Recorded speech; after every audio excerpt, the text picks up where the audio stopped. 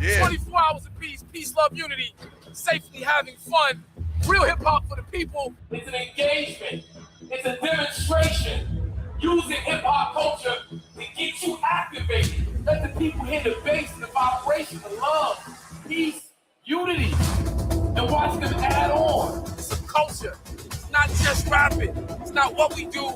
It's how we do it. We're doing it right here, Springfield Avenue, between Bergen and Plum. 24 hours straight, man. It's crazy. We the people. The people of the culture. Yeah, Ron Lawrence. Fire. The hip hop culture. Yo, we love rap. That's Love what we it. do. Yeah, we do. But it's really about the culture. Yeah, let them know how. The culture. Yeah. What up, man? You know a hard head makes it soft behind. If I only knew my schoolwork like I knew them rhymes. Mom upside my head, I'm trying to memorize every line. High power rap and breaks, super rhymes. Deep into the culture, didn't even know it. Young entrepreneurs spitting bars like a poet in a rush to be mature behind bars when we blow it. In the bold ass rappers too immature to outgrow it. It was more than just music, something next to breathing. I get giddy like a baby trying to spit while I'm feeding. The mic I be squeezing, dropping facts like I'm teaching. Leaking flows for the perfect beat seeking. Mama used to say, take your time, young man. But I'm trying to feel a light so you can see it when I tan. I'm like one I never ran, I'm a fan but never stand. Just take it backwards to the east, X and out the clan. Holy integrated, having omnipresent, we are. But no one stopped to think about the people. Holy integrated, having omnipresent, we are. But no one stopped to think about the people. Pueblo Unido, grassroots Steve Biko. Rule number one, never forget the people. I live that, I get back. Heart all in it, no gimmicks, straight facts. From the start, I'm the light from the dark. Born from black art, knew my part. Daddy gave me, mama made me. North raised me, hip hop saved me. For the culture now, for the black and brown. Harriet Underground, sun up to sundown. Till my people get out, north to down south, spread like word of mouth. While you cowards is hooded, we battle the bullet. Black lives to the fullest. Out here to the end, stronger together, that's the day we win. Holy integrated, having omnipresent, we are. But no one stopped to think about the people. Holy integrated, having omnipresent, we are. Yeah. But no one stopped to think about the people. The legends before me are ones I want to get it like, but hitting quick hit different when hitting right. Mob ties, this thing of ours is birthrights. Who's next for the culture and them searchlights? Do it to it, this music, I'm trying to talk through it. Every plan on my own, I watch the lie do it. Airborne to Skiki, like a Wendell Pruitt. Trumpets blow, this song's here, melodic ruins. Think forward before they have to think for 'em. Boom bap, I talk that and live enormous. Informants when present in your boy performing, especially when them drums snap by Brian Lawrence. Do it all, that poet talker, the line crosser. Many hawk and I speak by and flying saucers. Make it worth it, I can't take no feeble offers. Signed, sealed, and delivered, and you know the offer. Holy integrated, having omnipresent, we are. But no one stopped to think about the people. Holy integrated, having omnipresent, we are. Yeah, the people. That's right. Real hip hop is for the people. Don't get it twisted. Don't get it confused. Hip hop is not rap music. Rap music is a part of hip hop, but not all rap is hip hop. Hip hop isn't what we do. Hip hop is how we do it. Hip hop is that inner thing that we express, and we turn all the things that we do, that we participate in, into hip hop if we about hip hop. You know what I mean? So real hip hop is for the people. That video I just showed you is real hip hop for the people. Big shout out to Ron Lawrence, who produced that track. Big shout out to Do It All Kelly. Big shout out to G Simone. Big shout out to Chief Amiri, Midi Baraka, who are the other two MCs on that joint, on that track. And the reason why I chose those two MCs to guest appear on that song is because Mitty, being the chief of staff of the Honorable Mayor Ras Baraka and co-founder of 24 Hours of Peace, Dude Kelly of the Mighty Lords of the Underground, who is now West Ward councilman for the great city of Newark, New Jersey, West Ward councilman, MCs in their own right, hip hop to the T, but we came together as activists, as government officials, as, you know, politically involved folks to create this event called 24 Hours of Peace, 24 Hours of Peace, Love, Unity, Safely Having Fun. We've been doing that ever since 2010, every single year. This year we didn't do it in 2018 and didn't do it in 2020 because of COVID, but every other year. So this is 14 events over 16 years, pushing peace, love, unity, safely having fun, using hip hop culture to organize our community, exposing them to the different programs that the Honorable Mayor Ras Baraka has set up throughout the city to lower the crime rate, lower the violence rate in the city. Since 2010, Newark has experienced I think it's 51.7% drop in crime and violence. So I think that we're achieving the goal, which is peace. Peace, not the soft peace of, you're supposed to just let people walk over you, but peace as an internal peace to help you deal with life's chaos, life's struggles, life's obstacles. Life be life in, and if you got peace inside yourself, you're better equipped to dealing with all the, all the foolishness. So that's what 24 Hours of Peace is about. This year's event is on August 28th, August 29th, downtown. The stage is going to be set up on Market and Halsey. We have everything from Market and Halsey all the way down to Mulberry Street on Market. So we got that whole area, that whole downtown area, including the cross section, the intersection of Broad and Market for 24 hours straight, Friday to Saturday, straight through. We got hip hop, spoken word. We got, R&B. We got Jersey clubs in the building. You know what that's about. Straight through, 24 hours. We got health and wellness. Big shout out to Nikki D. She's going to be out there with us. Hockey Moo, Indio Champ. They're out there with us every single year. We do activities for the young people, the children, you know what I mean? We got to get them taken care of, get them serviced. And, we serve breakfast for 100 seniors on 100, actually it's more than 100, but 100 seniors on Saturday, big gospel ensemble Saturday morning, yoga with Ty Day out there early, 7 a.m. in the morning, right there on Market and Broad Street. We're going to be doing yoga, getting it in. It's going to be a phenomenal event. We got an ill lineup. We have Brother Jay from X Clan. We have, who else we got? Big shout out to Ron G and Doo-Wop, who are going to be doing a special mixtape tribute for mixtape culture. We got DJ Taj, we're going to bring a bunch of friends out on Saturday. DJ Taj from Sirius XM, Shade 45. He's also down in Philadelphia doing Philly radio. I forget what the call letters are, so excuse me. But he's down there in Philly as well. And he's going to bring out a bunch of celebrity friends of his to rock the spot on Saturday. But we got DMC from Run DMC, MC Light. We got Memphis Bleak. We got Freeway, Philadelphia Freeway coming through to rock out with us. It's going to be crazy. And, of course, DJ Qua, DJ Mid on the one and twos doing our house segment from 12 to 4 in the morning. Like I said, it's 24 hours of peace. We outside for 24 hours straight. Come on out. Meet us there at 6 p.m. on Friday. Don't leave. Just be there. And we're going to be there till 6 p.m. on Saturday, straight through. 24 hours of peace, love, unity, safely having fun. So that's what that is about. And let me tee up this first segment. Of course, we have a special guest coming in at 9. My brother, the master student from CRUMB Snatcher TV is coming through, and we're going to talk about some things, namely the N-word, my nigger. But before we get to all that, I do MAD IZM Sports. You see MAD IZM right there. MAD IZM Sports on Tuesdays. We're on hiatus throughout the summer. We're going to start back at the top of football season. We go all the way to the end of basketball season, to the NBA season. Big shout out to the New York Knicks, the current NBA champions. But I think there's going to be some changes happening. You know what I mean? I really think this team right here, the Philadelphia 76ers, I think they're going to push the Knicks to the limit. I expect to see the Philadelphia 76ers in the championship Who's out of the West? I can't tell you. I think it's going to be OKC or San Antonio.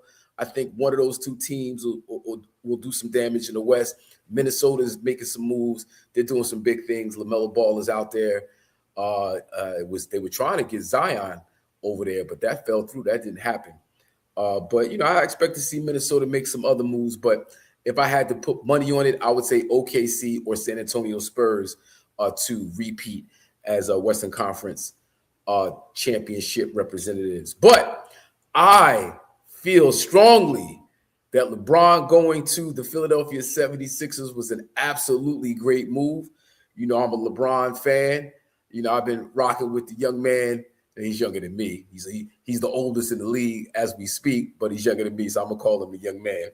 I've been rocking with the young man since he entered the league for the Cleveland Cavaliers, did 7 years in Cleveland. He saw one championship run against the Spurs, Tim Duncan Spurs.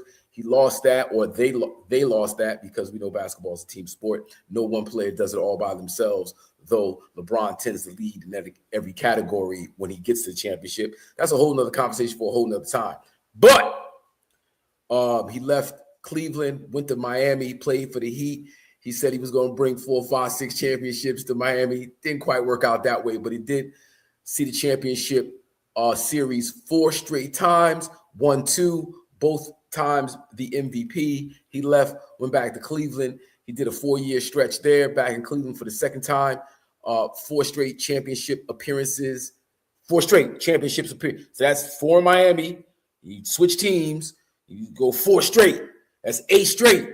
The brother does his thing. When he says he's going to the chip, he goes to the chip. He bounced from Cleveland after winning 1 chip with Cleveland. He went to LA. He picked up a chip in LA, 1 in 8 years, 2 Western Conference Finals, got bounced out the playoffs in the second round last year, but we didn't expect him to really do too much without Luka and AR. Well, AR came back in the second round, but without Luka Doncic, we didn't really expect too much from him. I mean, to be honest with you, we didn't really expect too much from the Lakers, considering OKC, the current, at that point, they were the current NBA champs, and the San Antonio with Wemby, I think, was just a little bit too much, even with LA being fully stacked with Luka and AR.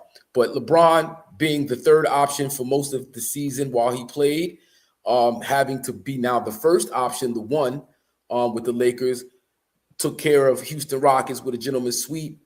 LeBron leading the way. Then he went against He went against OKC and got moved around in short time because OKC was just about it like that.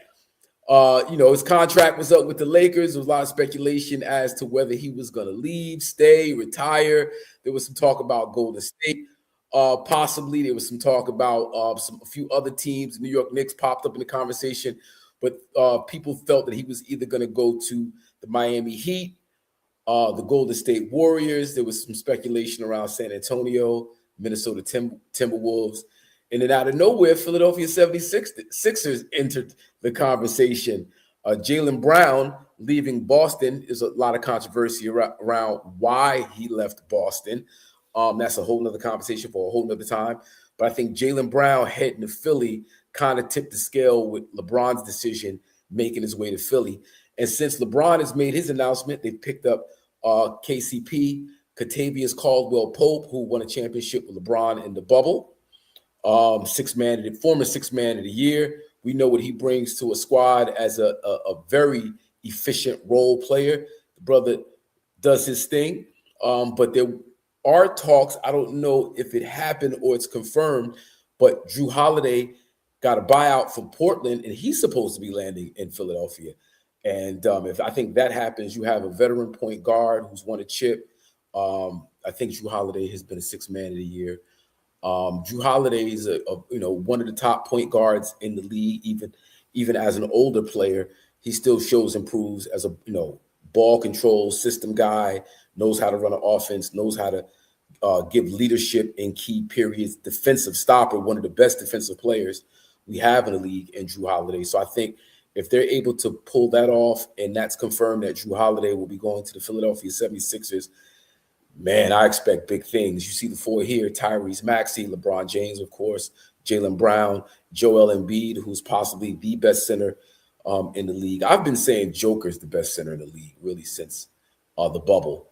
I think that Joker just consistently in all areas of the game, he's not as strong on defense as we would like him to be, but what he gives you on the offensive end, I think, heavily outweighs what he lacks on the defensive end. So I'm going to say Joker's the best center in the league consistently, but Joel Embiid, when healthy, might be that best center in the league when healthy. We know he's had injury problems. He's injury prone. He's missed most of the last 3 years with injuries, but he did drop 70 on Wemby. Was that last year or the year before last? And he had a run that year where he averaged 50 over the course of 5 games. He averaged 50.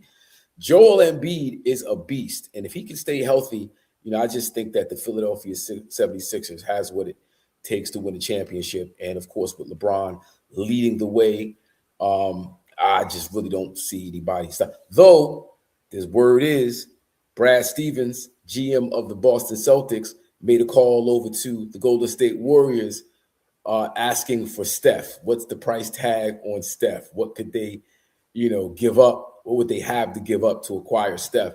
And I think that conversation's ill when you bring Steph Curry over to Boston with Jason Tatum. There's a rivalry between he and Jaylen Brown. And then you got Steph, the old rivalry with LeBron James. Steph has 4 chips. Bron has 4 chips. Who would be the first to get to 5? And then Jaylen Brown, Jason Tatum, who would be the first to get to 2 championships? And I just really like how this, upcoming NBA season is shaping up with the narratives. Of course, Philly Knicks narrative is crazy. Big shout out to New York Knicks. They're the current champions. Man, but that I-95 battle is going to be crazy. Then when LeBron goes back to LA to face Luka and AR, that's going to be crazy. There's a bunch of other matchups out there that's just going to be sick this year. So, NBA season is going to be extremely exciting. What's up, Vita? My producer, Jamel Ridgway, she's in the background helping me do some things. Big shout out to her. She sent me some other things that I want to get to before we get to our guest who's in the building. Big shout out to the master teacher, CRUMB Snatcher TV. All right, so let me pull this up because there's a lot of other things happening in the world that are way more serious than basketball. We love basketball, we love sports and entertainment, but at the end of the day, that's all that it is entertainment. And we know through etymology, entertainment means to control your mind. Tain, T-A-I-N, comes from a Latin root, which means to control. And anytime you see M-E-N-T, that pertains to things of the mind, like mental. So entertainment at the end of the day is the tool to control your mind. Don't get it twisted. A North Carolina teen who admitted to, I'm speeding. There was something else I wanted to show you. So I'm going to put this on pause first. I wanted to show you just a contrast of what's happening with Nolan Wells out in Mississippi. So let me find that clip. I don't know if you have that teed up, Vita. I'm looking for it. I thought I emailed it to myself, but I don't see it. Okay, that ain't it. So I'm going to get out of here.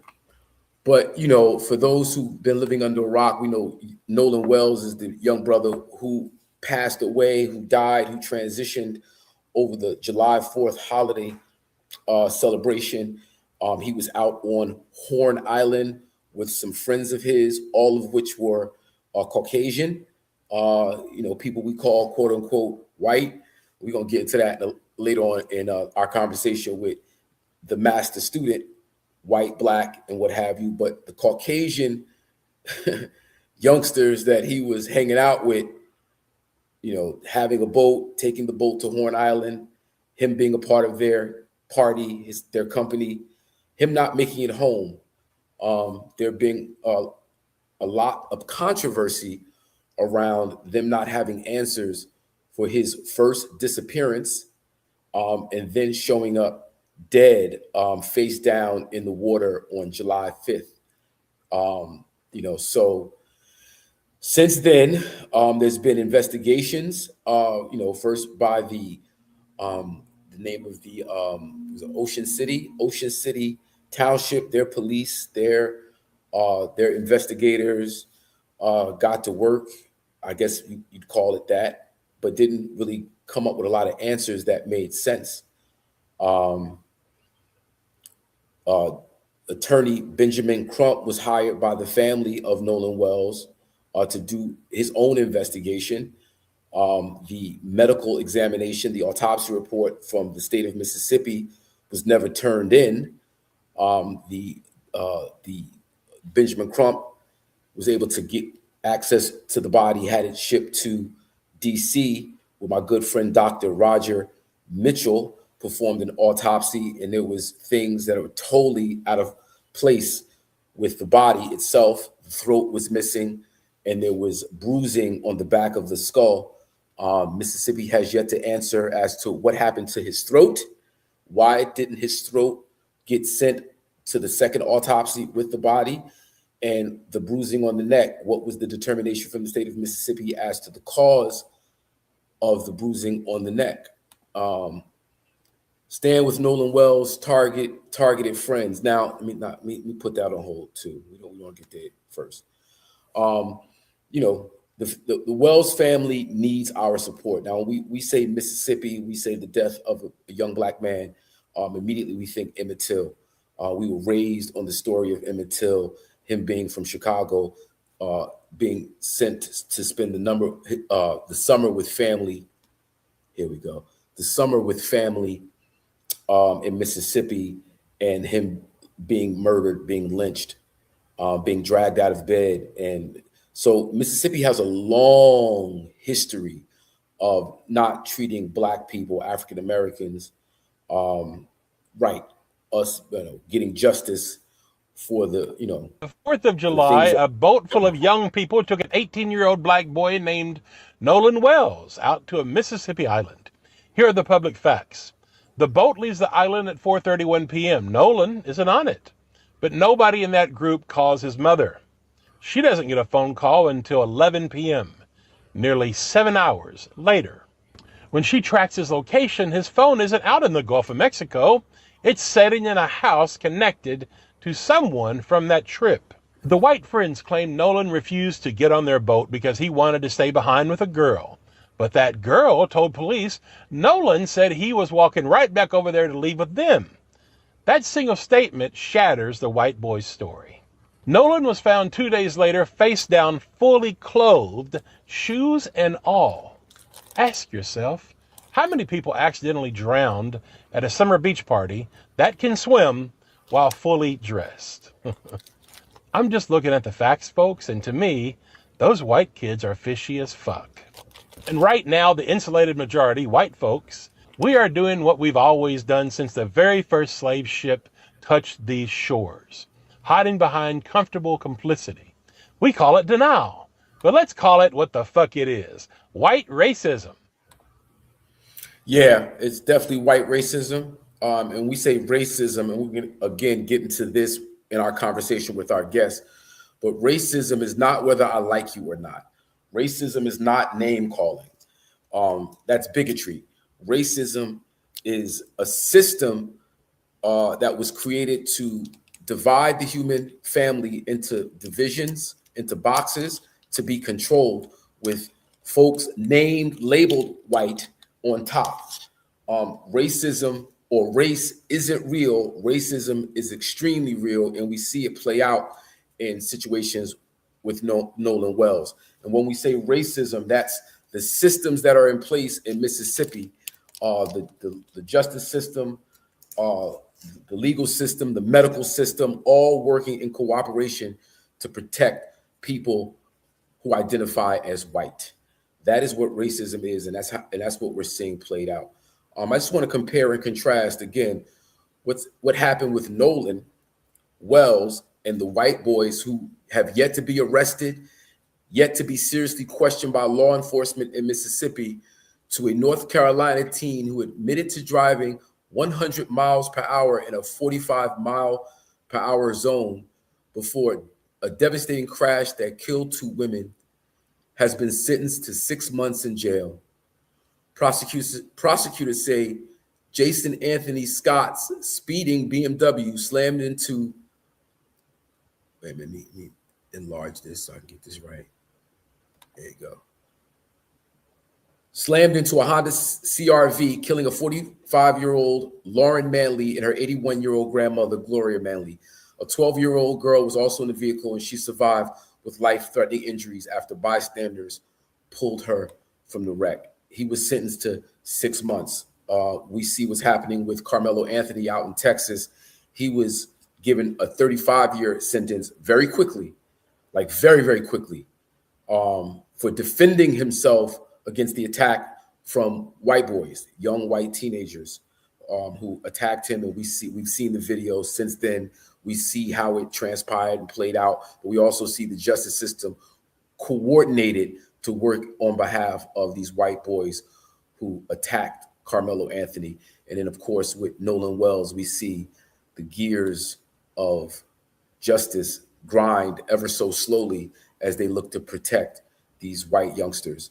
So we're going to keep our eye out on the Nolan Wells case. I'm going to ask all my people to, do their Googles, search out how they can help fund the investigation, the prosecution, the Wells family, because they're going to need it. As you see, Stand With Nolan Wells' targeted friends, they got a GoFundMe up, raising money in defense of themselves.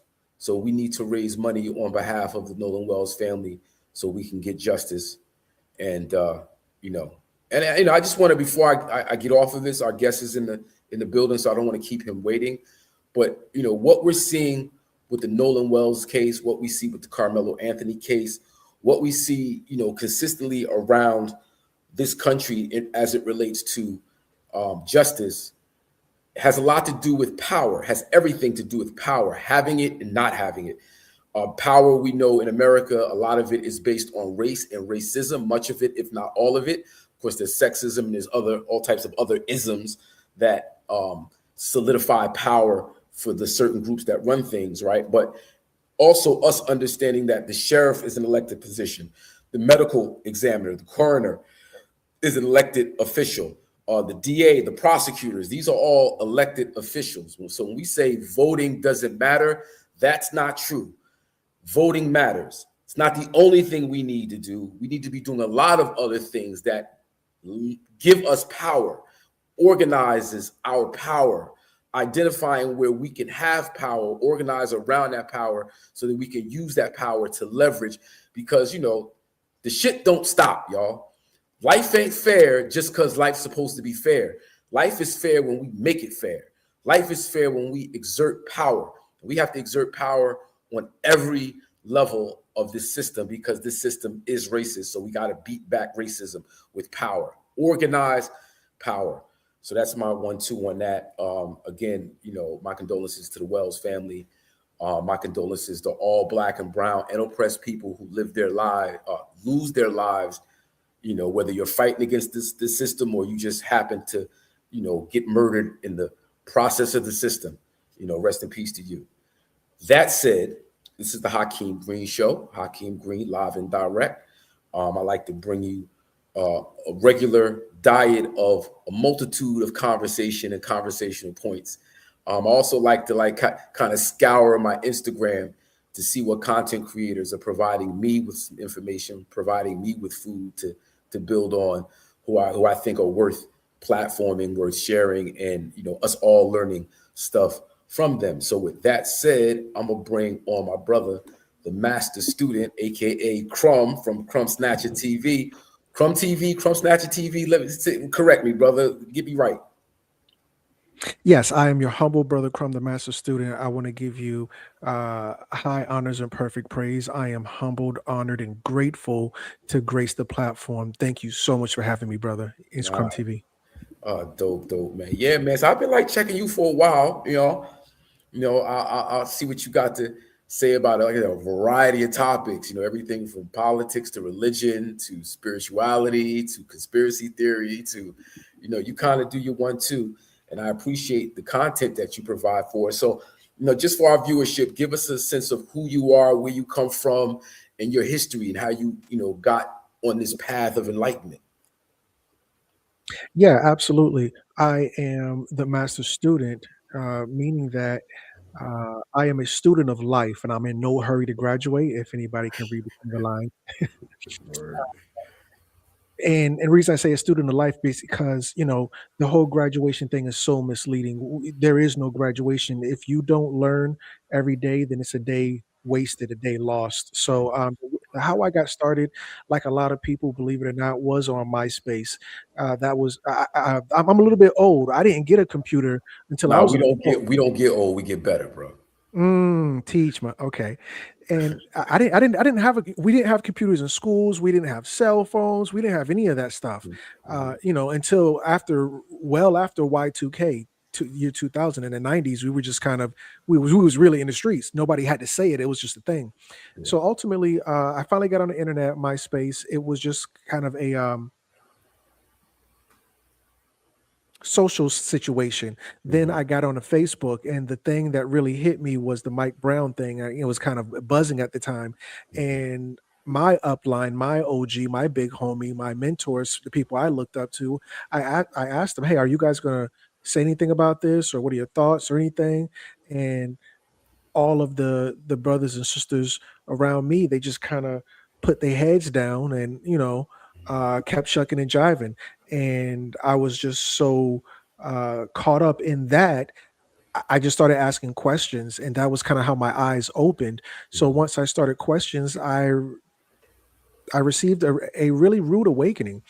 It was a real do your research, and I grew up in the church, and it was a flashback from then, because I grew up in an all black church. I wasn't one of those kids that was forced to go to church. I had to walk to church. My aunt's husband drove the church van, called him the night before, "Hey, Unc, don't forget me." He was old, so, you know, but he forgot me. And I walked to church. "Oh, you got to go." No, I wanted to go. Where And are you from?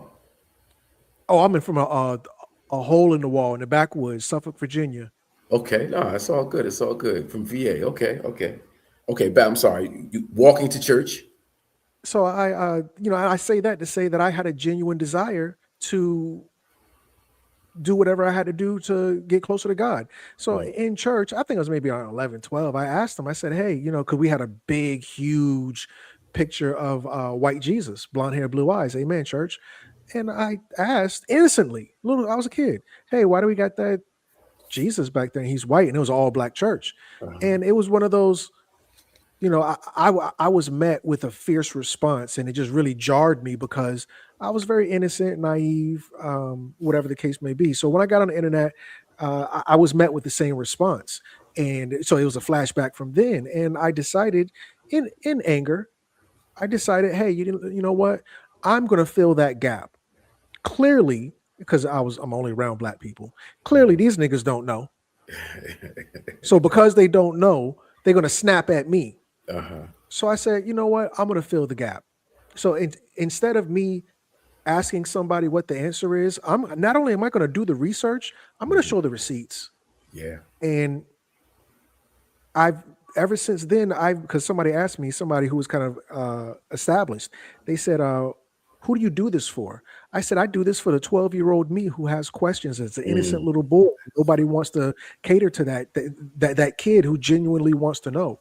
Yeah. And that's how I got here. I just wanted to be, you remind me of myself. You know, my mom, I'm probably older than you, but we don't get old, we get better. But, you know, in the early 70s, you know, my mom had me in the Nation of Islam. I was like 3, 4, you know, so what was happening and what was being said, I couldn't really comprehend it, right? But we had that experience. And then we had the lessons in the house. My mom was, you know, dibbling and dabbling in the knowledge in that sense. So I was exposed to it. Started going to Presbyterian church with my aunt, uncle, and my cousins at around maybe 7, 8, 9. And I loved going.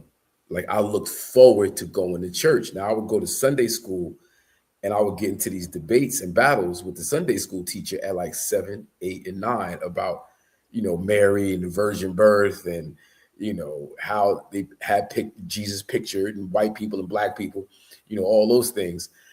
So I could relate to your story in that, once you have that spark of knowledge, that thirst for knowledge within yourself, it's like you kind of just looking and it's, who's it for? And it's like, it's for me to know. And then you want to share it. If you want to put other people onto the information. So yeah, I can relate to everything you just said, my guy. Wow, birds of a feather.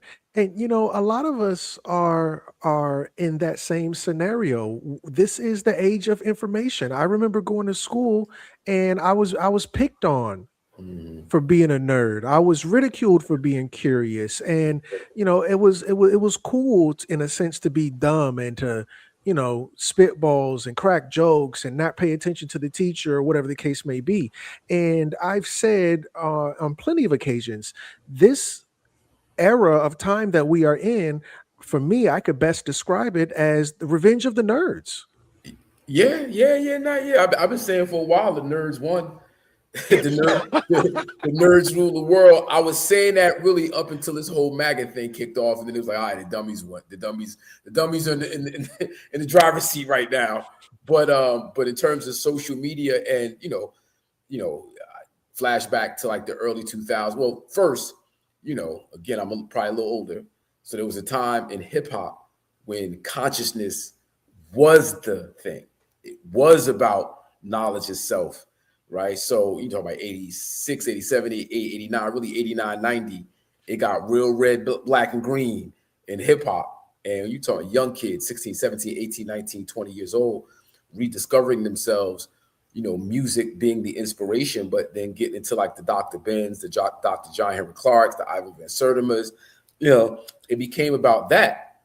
And you saw it in the music, you heard it in, you saw yourself, without outside interference, without outside influence. It was black and brown kids being black and brown kids and proud of it. And that was something else. But then there was somewhere else I was going. Oh, in the early 2000s, there was like a renaissance for me.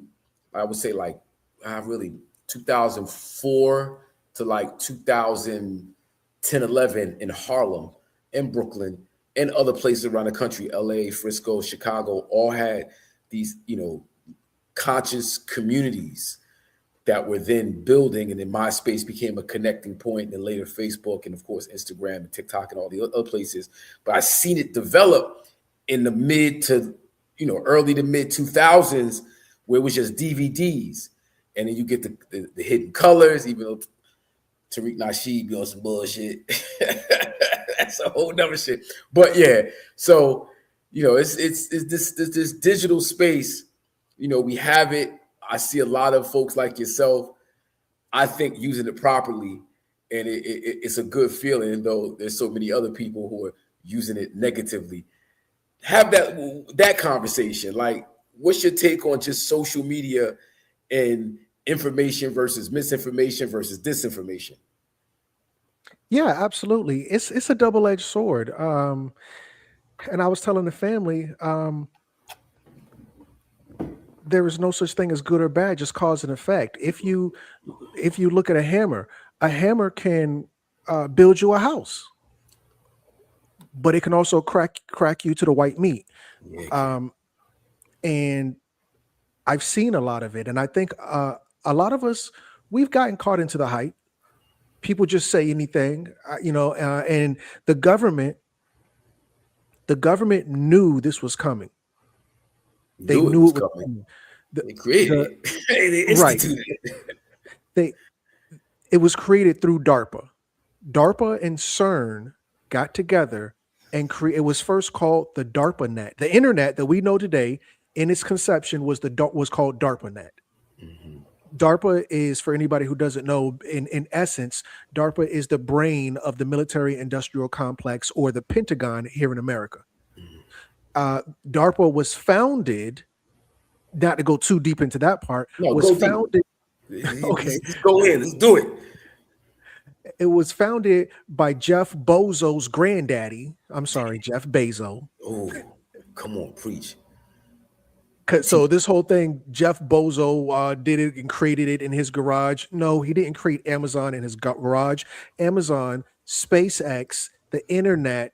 Um, what's the other one that's really big right now? Starts with the P. Comes from the movie Lord of the Rings. I forgot what it's called. Palantir. These are all shell companies and beneficiaries of the DARPA program. So DARPA comes out with DARPA Net, which eventually evolves Pokemon style. I'm joking. It evolves into the internet. And with that said, it's a spread of information that ultimately becomes a conflict of interest with the government. So to get in front of this, so to speak, they create I forgot what the operation is called, but to your point, it's an operation of disinformation where they throw distractions, they throw outright lies, and so on and so forth to keep you guessing or to discourage you from the information. And I have seen a lot of it. In addition to that, I was telling somebody, they were like, "Why do you block people?" I'm like, "Family, you don't think these people are agents of chaos? You don't think these are CIA agents? These are FBI agents, and a lot of them are sleeper agents. Yeah. They've been put into the program. These NPC, non-player characters, have been put into the program, and they don't even know they're a part of the program until they hear a certain word, like the Manchurian Candidate in the movie with Denzel Washington, where they get turned on. And then, now they're a mass shooter or whatever the case may be. But just yesterday, they were keying it up, trolling you on TikTok or whatever the case may be. So with that said, I do understand there are people who are generally confused. There are people out here who are teaching, preaching, and reaching. Yeah. And so then there are... I'm sorry, just to your point about DARPA, I just want to, for those who don't know, the viewers who might be like, well, DARPA, that sounds strange. It was conspiracy theory. No. DARPA, Defense Advanced Research Projects Agency, is a U.S. military research agency known for ARPANET, the internet, GPS, and automated robotics. Founded in 1958 after Sputnik, it builds radical tech for national security. And then you guys could follow up the history and mission, famous innovations. But everything the brother's saying about DARPA being the creator of a lot of this technology that we use, it's military. It's not, doesn't come from the private sector. It comes from the military sector and then disseminated through hand-picked individuals. Jeff Bezos, Mark Zuckerberg, and Peter Thiel. What's the boy from OpenAI? Sam Altman. Right. All of these folks have CIA connections, military connections. Parents were involved somehow, some way. We're sold that, somebody created something out of their dorm room or in the garage, and no, it was developed back in the 50s and said, okay, now you're going to push it forward and play the Pied Piper role, so to speak. Correct. These are all reactions to World War II. After World War II, we have Operation Paperclip.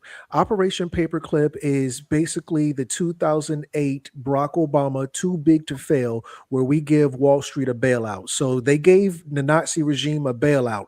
The deep state. Well, at that point in time during World War II, it wasn't called deep state. It was called the Deep Science Division. Wow. The Deep Science Division of the Nazi regime was called Hydra, the same Hydra that Marvel Comics based the bad sciences off of. Predictive programming, MK Ultra, Smart Bullets, all these weird type of programs, gay bombs. The internet came from the Enigma machine. So after Operation Paperclip, because we talk about it as if it was exclusively American Nazi scientists coming to America. Well, the reality is this too big to fail machine that was about to conquer the world, this too big to fail machine was absorbed by America and Russia. So when Russia absorbs it as well as America, they kind of they do a test run, so to speak, which is the space race. And we're not going to get the context of that until the movie. And it's not Hidden Colors. I always confuse them. It's Hidden Figures with Taraji P. Henson. Yeah. And we saw, and shout out Virginia, little hole in the wall, Hicktown. We saw where they were in Virginia at Langley Air Force Base, and even the Nazi scientists who were absorbed from Operation Paperclip couldn't figure out how, because they didn't go to space. They went to the upper room, the upper parts of the atmosphere. In the upper parts of the atmosphere, you had to thread the needle, so to speak. You had to get up there to a perfect point and get back into the atmosphere at a perfect point, blah, blah, blah. And it took a woman played by Taraji P. Henson to actually make that calculation. So ultimately what happens, as we know, America, we lose the space race. And America says, hey, well, our scientists, clearly they're not, we didn't get the best of the lot. Russia gets the best of the lot because we had to use these black women, hence the movie Hidden Figures. Well, I understand what you're saying. The black women were the best of the lot, right? We just get hidden, i.e., hidden figures. They look past us because we're not supposed to be as swift as other folks. They look past us, but when just like everything that happens, we come to save the day. Buffalo Soldiers is another story where you got to recruit black folks, men and women, to come save the white boy from his failures. And then they take credit for it and stick us back in the box. We're the genie in the bottle, ladies and gentlemen. We are the genie in the bottle. Absolutely. But yeah, so. Wow, what a synopsis. So yes. We just building, dog. I'm building off you. Like, you got the battery on my back and the wheel is turning, so it's all good. Thank you. I appreciate you. So go ahead. So yeah, after we lose the space race, and the bailout was the black woman, they say, hey, we're never going to lose this scientific advancement race ever again. Hence, it was initially called ARPA. They put that D in front of there because that's how you're going to get the funding from the government, and we're going to make this a part. We're going to get the budgeting from the defense apparatus of America, which we know is the Pentagon. So they operate as the brain of the Pentagon, and they create all of this stuff. Now, the situation with DARPA is DARPA does not have a CEO. DARPA doesn't have a marketing budget. So you're going to see where DARPA creates Siri. Hey, Siri. If you say, hey, Siri, you might as well just switch it on up. Hey, DARPA. Hey, Alexa. Stop saying, hey, Alexa. Hey, DARPA. This is all DARPA technology. GPS, DARPA tech. I'm sorry. I got rhymes for everything you're saying. I got rhymes, songs, videos, everything you're saying. We gonna go over some, but I don't want everything you're talking. I'm like, that reminds me of that rhyme. That's that rhyme. That's that rhyme. Okay. Sorry. Crumb, I don't know about DARPA. Do you know about Siri? Oh, yeah, I know. Okay, you know about DARPA. You know about Alexa? Okay, you know about DARPA. You know about GPS? Okay, you know about DARPA. Self-driving cars? Okay, you know about DARPA. Internet? Okay, you know about DARPA. Robots? Okay, yeah, you do know. All of this is brought to you by DARPA. Now, when you have these companies, they're shell companies. Amazon, just like we were saying, Amazon, Palantir, Apple. These are all shell companies and who had and they are the primary beneficiaries of DARPA. They get the DARPA technology and they market it. If we come to your door in full military uniform, hey, open up. We're going to put this listening device inside your house. And anytime you have a question, you're going to ask us. And, we're going to be listening to you and blah, blah, blah. Obviously, you're going to say no. But if I put it in a shiny package and I give it a cute little name like Alexa, bro, Alexa is a snitch. Alexa's already reported people. The government has, and it's same thing with the Ring cameras on your house. The police this is all DARPA technology. The police have access to that. Yeah, they announced it at the Super Bowl last year. Ring Camera did a whole commercial where they said they can track down a missing dog. No, they can track down a missing you. And they're always going to create this narrative with the pets. Remember when they told you if your pet, because the Ring Camera was if the pet gets lost, if Fido, Rover, and Rex get lost, who's stealing all of these dogs? These dogs and cats are being abducted for these covens. A coven is a church for witches, for those who don't know. These covens doing their blood sacrifices, but that's neither here nor there. No, you just because I'm thinking about the whole dog thing, and Trump a year ago saying the Haitians are eating cats and dogs. You just put it out there. Teach. And then you show you on the commercial. Everybody's watching. We're gonna announce to you what we're going to be doing. Predictive programming. Just put it in your mind. Programming. So before they created this narrative about saving Fido, even though we know Fido is not coming back, he's been abducted by the coven, put inside of a pentagram and blood sacrifice for them to do their rituals. It's the same thing they told you back in the day. They told you we're gonna put a little chip in the dog, so if your dog gets lost, we can kind of run the little scanning device. So, and this is the same predictive programming where now from the dog getting chipped. Now your ass getting chipped. Yeah, we're gonna put the chip right there in your hand. Oh, I thought it was just for Rover. No, it's for you too. Oh yeah, because it was called a watch party on a Super Bowl. Oh yeah, we're just doing a watch party so we can find Rover. But now your ass typed the wrong thing on Instagram. You say the wrong thing on YouTube and Facebook, then we're gonna do a watch party because we're gonna declare you an enemy of the state. And now we're all looking for you, person on the internet who's talking about some freaking free speech. Ain't no free speech. I was 50,000 strong on YouTube, and they took me down for hate speech. I said in a country of free, there's no such. In a country with free speech, there can be no such thing as hate speech because it's all free speech. But what they're doing is how to eat an elephant. Well, it's a philosophical question. The answer, one bite at a time, right? Chipping away. It is, and maybe not eat an elephant. How do you boil a frog? Turn the heat up on his ass just a little bit, un poco. You remember? It was a Bugs Bunny, Daffy Duck, and I forget what the exact scenario is, but they kept drawing the line. All right, cross that one. You cross it. Cross that one. You cross it. Cross that one. You crossed it. That's what they do to us. You just keep moving the line, and we just go with the movement of the line. And there's so many debates I've had with people about technology and where we're going with it, and it becomes such the fabric of society. We're on technology right now. We're having this discussion on technology right now, right? Convenience is too much convenience, or doing things for the convenience of it gets us in a lot of trouble. But yeah, it's like we have this whole world that we're dependent upon that they can just track us with, and they know your every movement. They know what you're thinking and know what you're saying.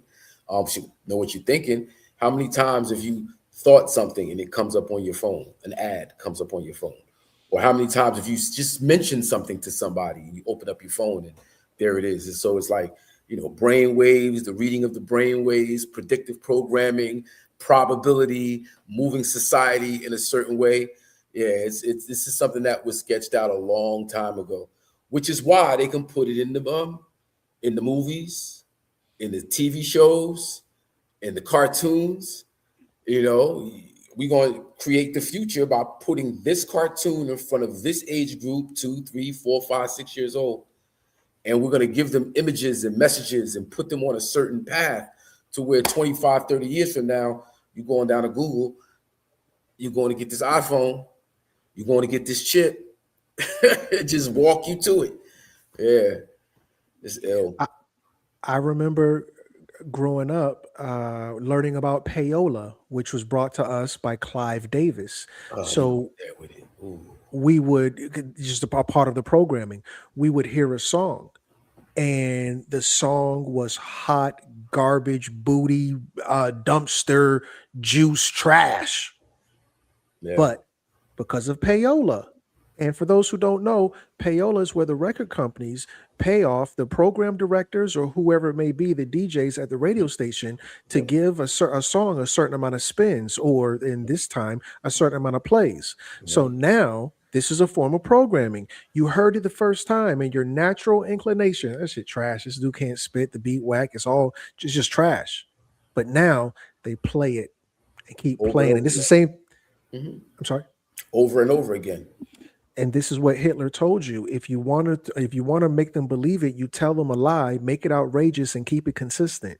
Yeah. So they're consistently playing this song, and now because when you first heard it, you were disgusted. Where all my scamming ass dirt bags at? Your mama ugly fat.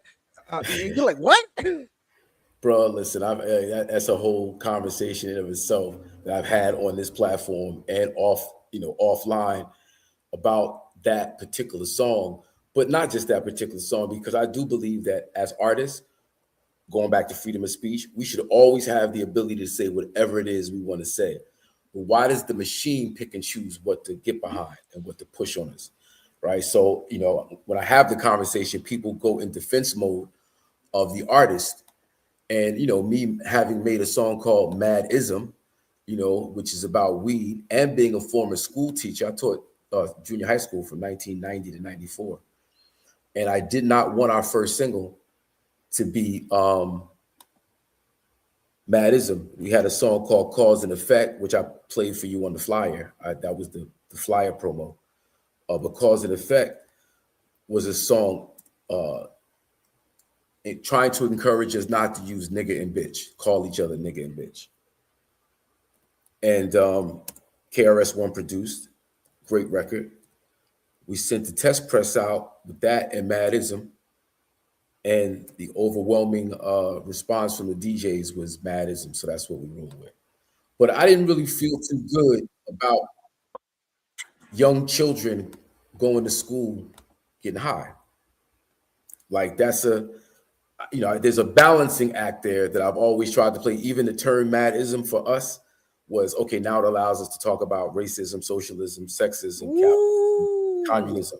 All we do is spark MAD IZM. So when you get through the album, you see Down Goes the Devil, you see Sex for the Sport of It, sexism, safe sex, no date rape, that whole we trying to get in. Then, it's other concepts that we deal with, and we know to be conscious MCs inspired by the Chuck D's, the KRS-One. So we try to maintain that level of hip hop. But with MAD IZM, it's still a song about weed. So it's like, okay, how do we reach young people? But don't forget to stand up. Like I got a concept about when you're raising the babies, you got to bend down to their level. Just don't forget to stand up. Teach. And that's what happens. We get down to play with the kids, and the next thing you know, you're rolling around on the floor going, goo goo gaga. and that's where we at right now. We on the floor talking baby talk. Now, I got to play this for you because you've talked about Hitler a few times, and you've talked about the Nazis. Let me see where we at. Okay. I put this out in 2016. The story the political world has been buzzing about. Speaking to a mostly white crowd in Michigan Friday, Trump urged African Americans. What do you have to lose? You're living in poverty. Your schools are no good. You have no jobs. 58% of your youth is unemployed. I moved on her like a bitch. You can do anything. Whatever you want. Grab him by the I can do anything. You roll like Trump, you get your beat lumped. DJ, how long? Don't Trump. You roll like Trump, you get your beat lumped. Yeah, don't Trump. You roll like Trump, you get your beat lumped. Don't Trump. You roll like Trump, you get your beat lumped.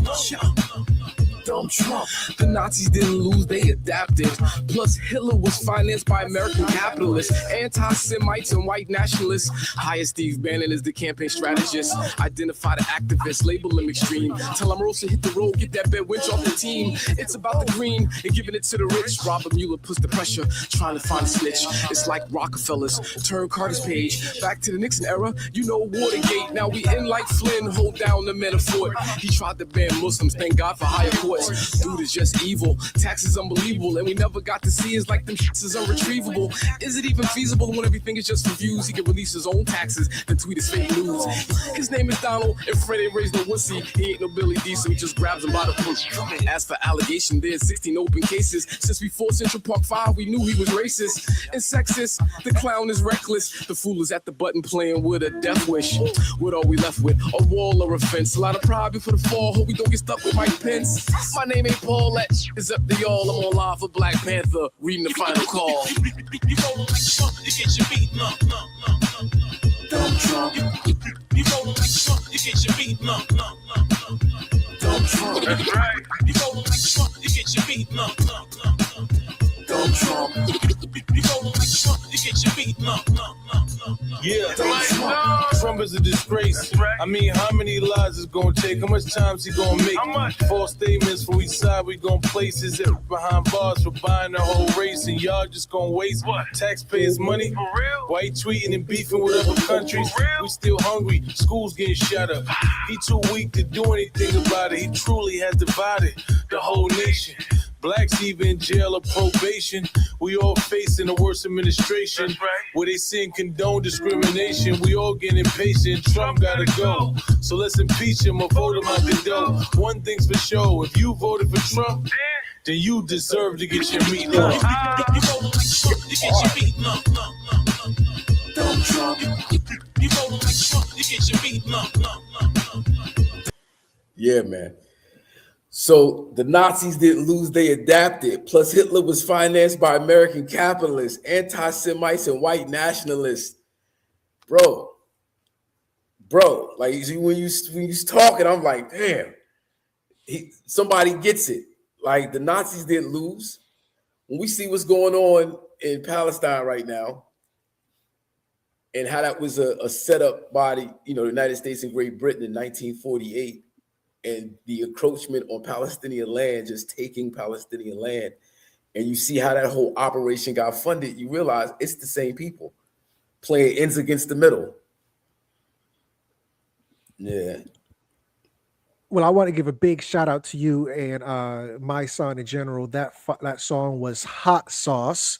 Thank you. And what you said earlier really resonated with me. Number one, your thing was organic, and that's like a term. It's cliche now, but nonetheless, your stuff was really buzzing in the streets in real life. In addition to that, it's always about balance. I'm not gonna lie to nobody. I like ice cream. I like soda. I like junk food, but I understand I got to drink water, eat my greens, and do so. When you balance out what you're doing. You can't be, not you, but people, I would say, my personal opinion, can't be overcritical. The youth have a rebellious spirit, and I remember banging MAD IZM. And I'll be honest with you, I think at the time I didn't even know what it meant. I just felt the energy, but nonetheless, I was aware of what your generation and the family abroad was putting out in terms of positive imagery. So it wasn't just the back to back, I'll shoot you in the face, blah blah blah. Nah, we wasn't shoot nobody in the face or none of our music. right. Nah, nigga. It's just. I'm sorry. Go ahead.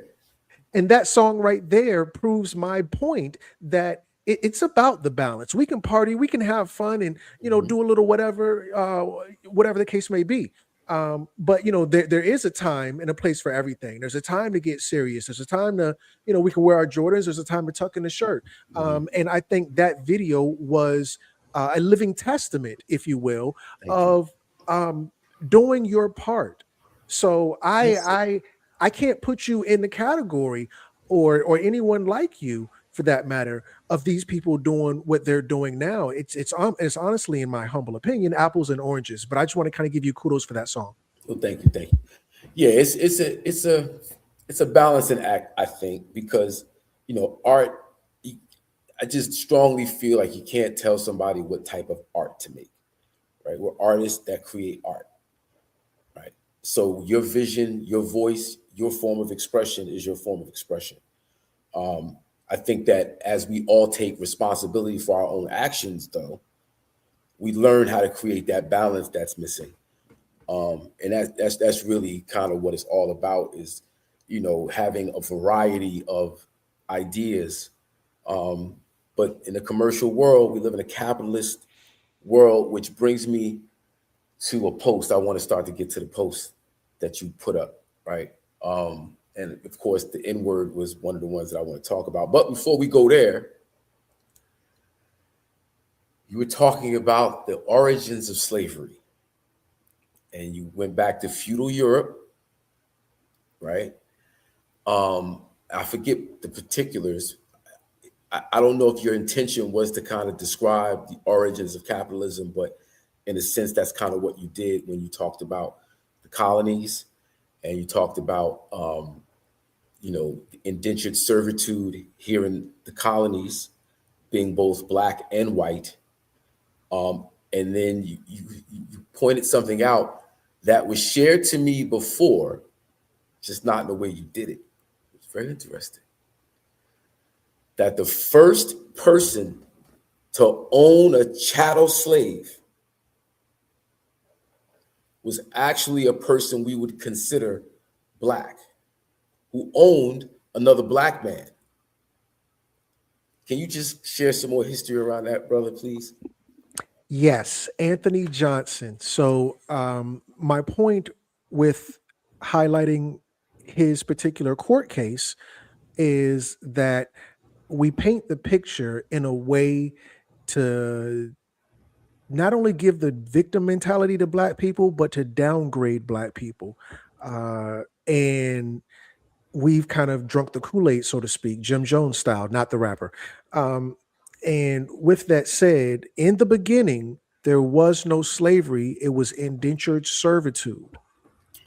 It wasn't based off racism. It was based off. What's the time period before slavery kicks off? This is going back from the 13th century, the Black Plague. So from the 13th century, the Black Plague is when they first institute indentured servitude. They bring indentured servitude over here with the spawning of the 13 colonies. So you're going to get indentured servitude all the way up until, let's say, the 1700s or close to the 18th century. But I'm going to say the 1700s. Let me just check the Carfax real quick. Yeah, no Anthony doubt. Johnson. Because as we talk now, mind you, when I saw the video, I was like, damn, oh shit, he went there with it. Oh fuck, right? But the more I think about it, with all right, so racism, the idea of race, is created in the 1400s by Portuguese. And now I'm not going to say this is the actual factual truth. I'm just going to say this is what I've been taught, right? Slavery is a product of proving one's pure Christianity. So when the Christians conquered Spain, the Catholics conquered Spain, Portugal, these people were extremely mixed and dark-skinned. Many of them were Muslims or Muslims. Many of them were what we would consider Jews, Sephardic Jews. Many of them were Christian. I don't know the percentage relative to each other, but we were all of that in Spain.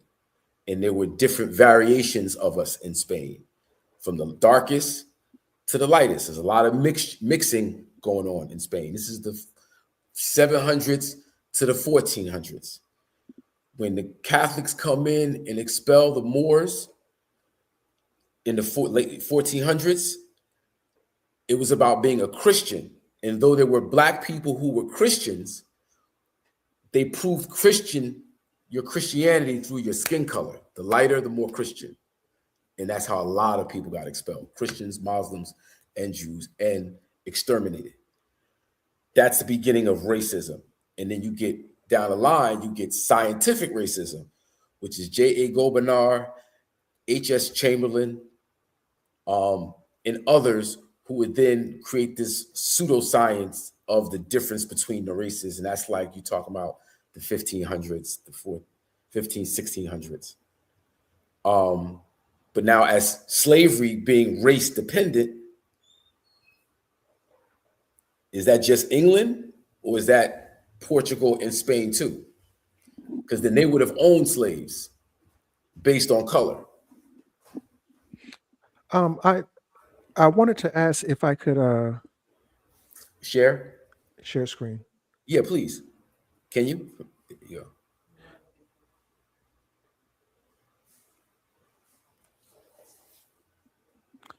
Yeah, I'm. You just gotta, whenever you're ready, you can bring it up. Okay, I'll put it up. Oh yeah, that's right. Thank you, sir. Okay. So when we're dealing with, let's start with Spain. Spain was originally called, because this is prior to the kicking off of the slavery situation, Iberia. And they have, correct, yes, sir. And they have these so-called Jews there, and we have an idea of what these Jews look like. And this is a PowerPoint called the Davidic lineage that I have here, and I go through a bunch of extra stuff. But this is from Waddell G. Jones Sr., El Negro, the chosen one, son of King Solomon, Yahya bin Rabbi, Yahya the Negro, was a Portuguese nobleman. We're in Portugal, as you were saying. He was reputed to be a direct descendant of the Hebrew exilarchs of ancient Babylonia and Iraq. They claimed direct descendant from biblical King David, so on and so forth. But these were the Yahya family, as most people would probably call them, and these were the ones that were in cahoots with the slave trade. A lot of what we're going to see with these so-called white people is a lot of them were actually black people. So the Moors, and let's be clear about this, the Moors were the vanguards of Iberia. They were the leaders. They were the most powerful. They were the smartest. They were the imperial force. They come in, they take over. And once we have the Battle of Granada, after they lose that, and if we look at Granada, it's a beautiful place. It was a palace. After they lose that, you're going to get the Alhambra Decree, and you're going to get the Spanish Inquisition, where they kick out the Jews, is what they tell us. But they also kicked out the Moors, and the Moors and Jews were in bed together. And they had been in bed together for a very long time, since the Ottoman Empire, which is one of the oldest empires on the face of the earth. And the Jews would pay a dehimi tax, is what it was called. A dehimi tax to Moors. Well, it's probably not Moors, but anyway, they would pay a dehimi tax, to where they would get a preferential status amongst other so-called Europeans. So that's kind of where that starts. They're all in bed together when they come over here. So a lot of these conquerors, they didn't have a race allegiance, because at the time there was no race. By the time that you do get race, it's now and your information I'm not privy to, but this is just what I was told. Everybody has a portion of understanding. No one person knows it all, and we don't respect know-it-alls. because ultimately they know nothing. The Göttingen School of History was a group of historians associated with a particular style of historiography located in the University of somewhere in Germany in the late 18th century. This group of historians played an important role in creating a scientific basis for historical research and were also responsible for coining two fundamental groups of terminologies of scientific racism, as you were saying earlier. It was Blumenbach and Miner's color terminology of race.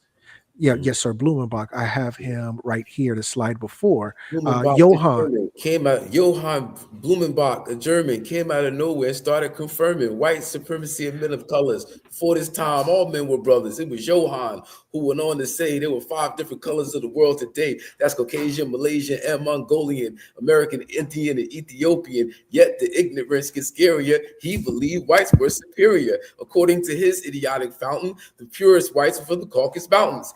H.S. Chamberlain, no, J.A. Gobernard and H.S. Chamberlain both supported this outrageous racism. This would go on to what the master race would be and why they killed the Jews in Germany. Here's is the reason I'm so concerned, because you must learn. Bars. You don't know that? You don't know that song, brother? No, sir. That's KRS-One. You must learn, bro. Oh, you my never heard God. that song, You Must Learn? No, sir. I got to put that on my wish list. God, bro, please look that up immediately. Video, You Must Learn, KRS-One, Boogie Down Productions. Dang. That's 89, bro. That's what I'm saying. Like, when you getting information like that as an 18, 19, 20-year-old, there you go. Wow. You might as well play it. Okay. Okay. I don't know if they might. I don't know. They might kill it. I don't know if you can play the whole thing. Yeah, I'm not. I doubt it. Yank the stream. It might yank the stream.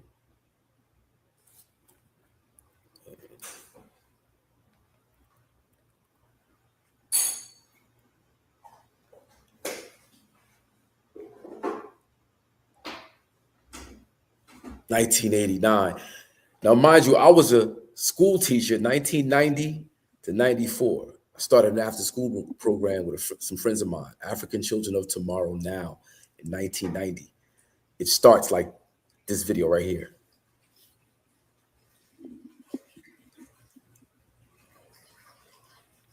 We had a whole curriculum, a whole syllabus that went for the whole entire school year. We met twice a month. Starts with this.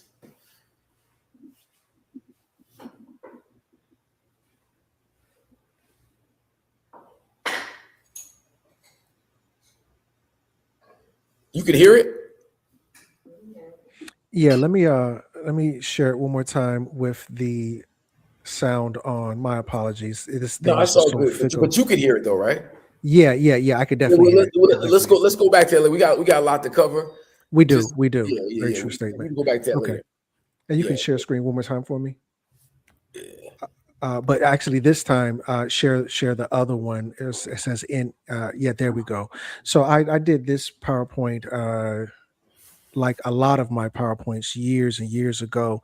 Wow. And a part of my story is that at least on Instagram, I came up on Facebook. I even mastered Facebook. I became a hacker on Facebook. I was just like, Facebook, I really mastered it. I'm at 250,000 followers on Facebook right now. I had like 100,000 and that page got taken down from Facebook. Everybody, and YouTube didn't blow up until after the Super Bowl where Janet Jackson had the nip slip at the hands of Justin Timberlake. Tittygate.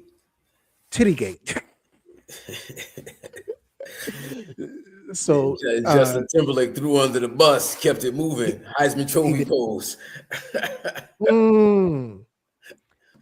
So Timberlake, so YouTube blows up. Everybody says, yeah, you need to go on YouTube. You need to go on YouTube. You know, we don't really know about YouTube at this time. So I go over to YouTube. I think like my first couple of videos went viral. I did a video about you know, and it weren't just videos, as I was saying. From a part of my trauma is nobody would explain anything, so I started doing PowerPoints where I would show my receipts, and this is one of those PowerPoints. So I was doing PowerPoints, and I did this one PowerPoint about slavery, and nobody was interested. Then Kanye said slavery was a choice, and I started going viral after that, just crazy viral. Right. So this is the N-word decoded, and I want to, you know, address both sides because I don't want to upset anybody or offend anybody when I start talking about these words. But on this side, Mesopotamia, we're going back. We're going to see Nagini in the Mesopotamian word for justice. The second line, space in the middle, Nigs Isa. And Isa, maybe for ISIS. I don't want to reach too far, but we're going to see where is righteousness. Ninti Nuga from Mesopotamia. She was one of the mistress who revives the dead. And this is going to be associated with the dead. I don't want to disrespect anybody or, you know, be proud to be whatever you want to be. I'm going to skip this one. Sumer, ancient Sumer. We have Niguratha, and this is in the Necronomicon, because in my video, for those who haven't watched it, I make it pretty clear to the family, black, in terms of the word nigger, means death, the dead. Listen, I use the word. I'm not judging nobody. All I'm saying is, you know, if we're going to tell the story, we got to tell all of it, because a lot of the family is going to say, oh, well, when you're dealing with black, you're dealing with NEGUS, the king. Well, okay, I can see that to a small degree, but in this country, we speak basically a Latin tongue. Most of our language, the overwhelming majority, comes from Latin. And even if we don't go to Latin, because as you can see here, I'm in ancient Sumer right now. This is Mesopotamia. I'm over here in Babylon. I'm in Mesopotamia, which, you know, these are going to birth these Semitic languages like Aramaic. I'm sorry, not Aramaic. I forgot what they speak in Ethiopia, Amez or something like that. Geese, excuse me, Geese. Yeah. So even when you go back, black means death, nigga means death, dead. So there's a seeming reference to Shub Niggurath in the Necronomicon. Necronomicon, yes, sir. Necronomicon. In the name of a Sumerian deity, the answerer of prayers called Ish-Nigarab. The word Yes. Shub is to be found in the Sumerian language in reference to the rite of exorcism, one of which is called Nam Shub and means the throwing. It is, however, as yet unclear as to what the combination Shub, Ish-Nigarab, Shub Niggurath might actually mean. Okay. And what we're going to see in the essence of this is we're dealing with the Necronomicon. Now, I didn't really, and my origins, like a lot of the family, is in church. I'll keep it 100. I came up in church, and coming up in the church, we learned about mostly the New Testament, but we got a little bit of the Old Testament, just a little bit. They really didn't go into the Old Testament. So in the Old Testament, which is a very interesting document or compilation books, we're going to see the story of Nimrod. And I didn't really understand this because when I was growing up, if somebody was stupid, dumb, ignorant, we called them a Nimrod. Look at this freaking Nimrod, bozo. This is goofy. You don't know anything, do you? And so Nimrod was an epithet, a negative connotation for somebody who was stupid. But what we come to find out is Nimrod had built the Tower of Babel, which is an interesting name because the Babel is something babies do, which is going to allude to the place called Babylon, because babies babble. So he builds this Tower of Babel, which is not even a tower, it's a ziggurat. God sees this because all the men were on one accord, we're all on the same page, and there's nothing that man can't do. And we have to understand there's a weird relationship between God and mountains. I'm not going to go there today, but there's a weird relationship between God and mountains. So now he builds this ziggurat, this GMO mountain, and for whatever reason, this is a conflict of interest, and God is, he's feeling insecure. Remember, God is a jealous God. He's like, ish, nah, we can't do that. So it's super duper interesting what God says. He says, I'm gonna tear down the mountain, this ziggurat, this tower, and not only am I going to tear it down, but I'm going to create it so that where I'm going to confound the language. God's words, not mine. Go back and read your Bible and only read what God says, nothing else. Go back and read your Bible and only read the red text, God and Jesus. I don't want to hear nothing else. Because if you just read that, you're going to get a different story. So God's words, not mine. I'm going to confound the language. And it's weird because God is talking to the other gods. Hey, did you see what's going on down there? Who is God talking to? Anyway, God says, I'm going to confound the language. Well, God seems to have a change of heart, because to confound is to confuse. In some translations, it says God is going to confuse the language. All right, fine. He's going to go confuse the language. So you go to New Testament, after God just told you he's going to confuse the language. Now God come back and says, I'm not the author of confusion. Bitch, what? Bitch, what? You told me in the Tower of Babel, Babel is language. Hey, what's he talking about? He talking some Babel. Psycho-Babel. You told me you were going to confuse the language. The New Testament, almost like I'm dealing with a different God almost. Oh, I'm not the author of confusion. Well, if these are the same gods, then it seems like you are the author of confusion. Well, CRUMB, why is this all important? Are you just taking shots now? Are you getting off topic? No, I'm not. My point is we have to learn the language. According to Dr. Malachi Z. York, if you learn the language, they can no longer confuse you. They can no longer trick you. They can no longer play the word games on you. So now we have to look at the words. And this is where origins change. I'm sorry, definitions change, origins don't. To be in awe is something amazing. Oh my God. It's crazy. But then you got words like awful. Well, if it's full of awe, then why is it bad? Because if it's awesome, it has some awe, it's great. But if it's full of awe, that's just overload. I guess now it's bad. Let me please. I'm sorry, because you're pointing to something, right?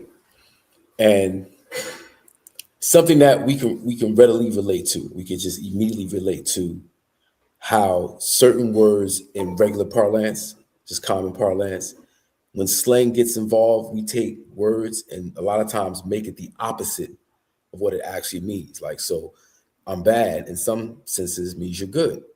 Not right? bad meaning bad, but bad meaning good.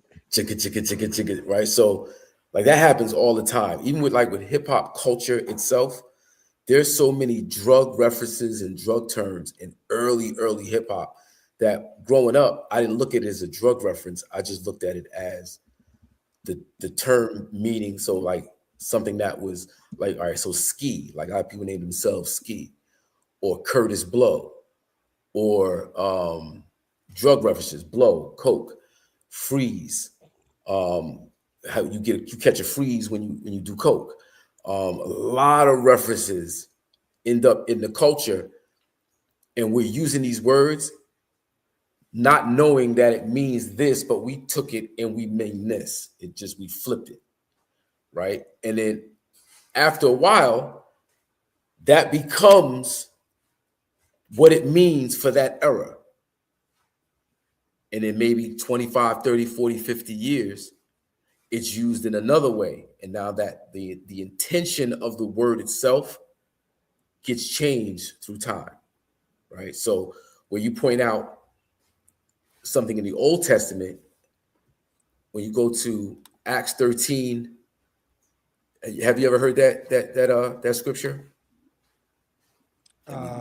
Acts 13. What part of Acts 13? Acts 13:1, when it's saying the founders of the start of the Christian church begins with Simon the nigger.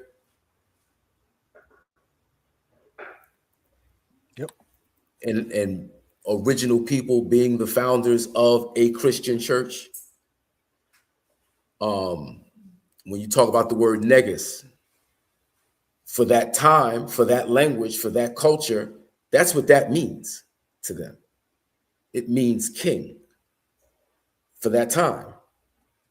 If you're coming up in the 30s, 40s, and 50s in the United States of America, it means something totally different. Etymologically speaking, though, what does that word mean? The N, the G, the R. I've seen folks related to nature or nature.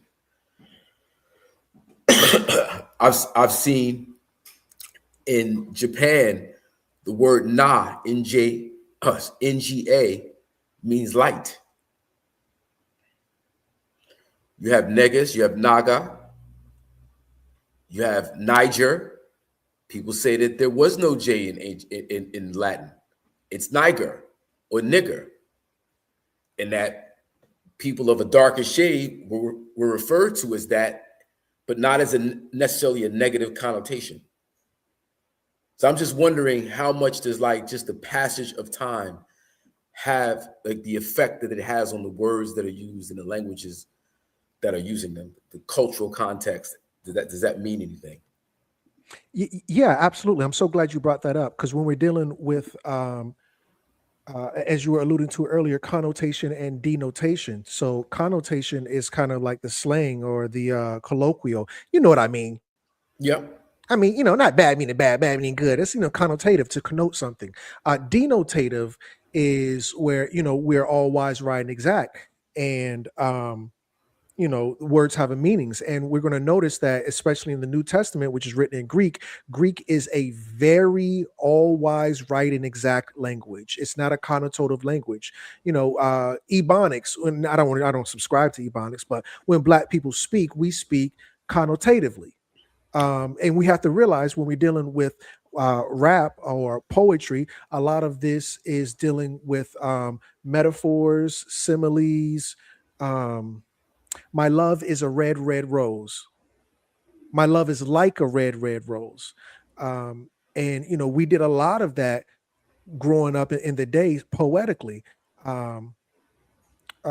Gifted like Christmas, so I love to rap. Okay, I get it. He's being it's slick talk, but this is what the ancients would call the griot, the storytellers who would tell a story. He was fire red hot, angry. He wasn't literally fire red hot, but we understand that he was upset. But when we're dealing with Greek, which the New Testament is coming from, it's a very denotative language. They don't use metaphors. They don't use similes. But we have to understand that the people who told these stories, Jesus used parables. We have to accept it for what it is. Jesus used parables. So even in this connotative language, because and Jesus was effing them up. After the feeding the multitude, he was like, yeah, so I'm gonna get some seeds, and I'm gonna throw them on the rocks, and certain seeds I'm gonna throw them on the sand, and certain seeds I'm gonna throw it on the fertile ground. And the disciples, they was all effed up. So after he feeds, the 2 fish and 5 loaves of bread, or whatever the case may be, everybody leaves. Hey, when you were spitting out one rap, what did you mean? Not bad meaning good, but not bad meaning bad, but bad. What did you mean? Because he was being very parabolic. And Jesus is like, no. I'm not talking about seeds, I'm talking about a message. I'm not talking about the ground, I'm talking about your brain and implanting or maybe even subplanting ideas. But he didn't say that, but he was being connotative. So even in the Greek language, which is very denotative, he was connotative. But in terms of Simon the nigger, or Niger. Yes, Simon was black. Now we have to understand, not only was it Simon in there that they I'm sorry. I'm not going to go there just yet. But when we're dealing with these group of people, this is the very first church. This is Antioch. Jesus doesn't create a church. The very first church is the Church of Antioch. Right, but I'm not really dealing with Jesus as much as I'm dealing with just the language itself. So whatever the language, whatever we're getting an English translation from, I guess Greek, right? Is what you're saying? Yes. Yes, sir. Okay. Though Yeshua, Jesus, spoke Aramaic. So in there's a translation, but we're not even talking about that. We're talking about them describing Simeon as black, as black. Yes, sir. Niger or nigger, right? I don't know why. I can't say definitively this is why that is in there. I'm just saying that it's there and it doesn't express anything negative. Correct. Okay. All right. So in that, in terms of how people use that word in different places, to these people, this is what this word means. This is what is expressed when we use this word. It can mean light for Japanese. It could mean king for Ethiopians. It could mean something else, not necessarily a negative term, like in Proto-Germanic king term for king is NEGUS. For them, it meant king. Why? I don't know why it meant king. It could have been the king of darkness. I don't know. I'm just saying that when you hear king, even the K-I-N-G supposedly has its roots in the NG consonant sound. King, the word king itself coming from Proto-Germanic kuniningas or kunininga. Like it's now I do understand in 1950 America right now, when you hear the word nigger, there's a negative connotation to it. And I don't think we should be disrespectful in using that word around people who are offended. Whether you're black or white, definitely white people turn, that's a whole nother conversation. People that we identify as white, though they are not white, should never use that word. But even the term white comes from is it Latin or German black, which means to bleach, which means black. No, excuse me. The word black comes from the word black, which means to bleach, which means white. Like, so through time, these consonant combinations and sounds take on different meanings that to the time that they're being used mean what it means to them. You can say, well, it has its roots here, here, and here. And I understand that. I get that. I understand that. But that's not what it means to them. And who am I to say that, Japanese term for light shouldn't be NGA and pronounced as na? Yeah, I totally agree. And in this part of the world, in Vietnam, I pointed that out. So when you're dealing with the word king, K-I-N-G, you're going to see the same thing in Vietnam. The most common name in Vietnam is the name Nguyen. Nguyen is the most common Vietnamese surname. And when you're dealing with the name Nguyen, you're going to see that same NG that you saw in the word king. And we're going to also see that their flag has a symbol of two dragons, because when we're dealing with this this whole situation of nigga, naga, meaning king, we have to, and you probably notice in here, I got this little reptilian dude. We're dealing with reptilians. And one thing I find so interesting is when black people say this, but we be like, oh, the reptilians, they're bad. No, we don't deal with reptilians. That's an interesting take, because now it seems a little bit contradictive. I've made several videos. I have a series actually called We Are the Reptilians. The reptilians are the original Nagas, the original niggas. And we're going to see that almost absolutely everywhere. No matter where you go, you're going to see these niggas, these nagas. They're going to be associated with death, but they're also always reptilian, almost always. Even when you say the NEGUS, the NEGUS was the ruler of the Naga. The Naga were the snake people. That's super interesting to me. Yeah, but be wise like the snake, right? Be as the serpentine fire, serpentine energy force. Correct. Absolutely. That's all wise, right, and exact. Like it's a it's as you build self and you raise your energy through discipline, the Kundalini chakra system. I don't know. Is that devilish? Well, or is it like you said before? You could use it for good. You could use it for evil.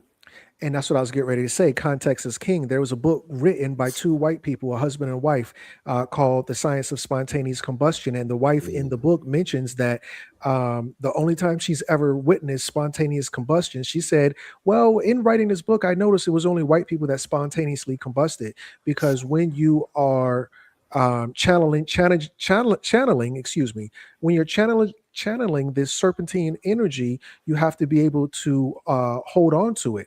And the Bible even speaks to it. The Bible says there was it's like a fire in my bones. I'm going back to my church days, y'all. Amen. I'm just joking. Amen. Nah, it's all good. And we are going to see Jesus Christ in the Old Testament. The first parable, connotation, metaphor, simile of Jesus Christ is when the can we curse up here? I don't want to be absolutely. When the children of Israel are in the desert with Moses and they start bitching. They bitching and they now Moses is in the front. He's kind of he's hyper focused. He has tunnel vision. He only sees forward. He's not looking back. So they're in the back and they're talking shit about Moses and God. Well, God gets upset. When God gets upset, he sends vipers down to bite them and kill them. So they start wailing, gnashing of teeth, all of that jive.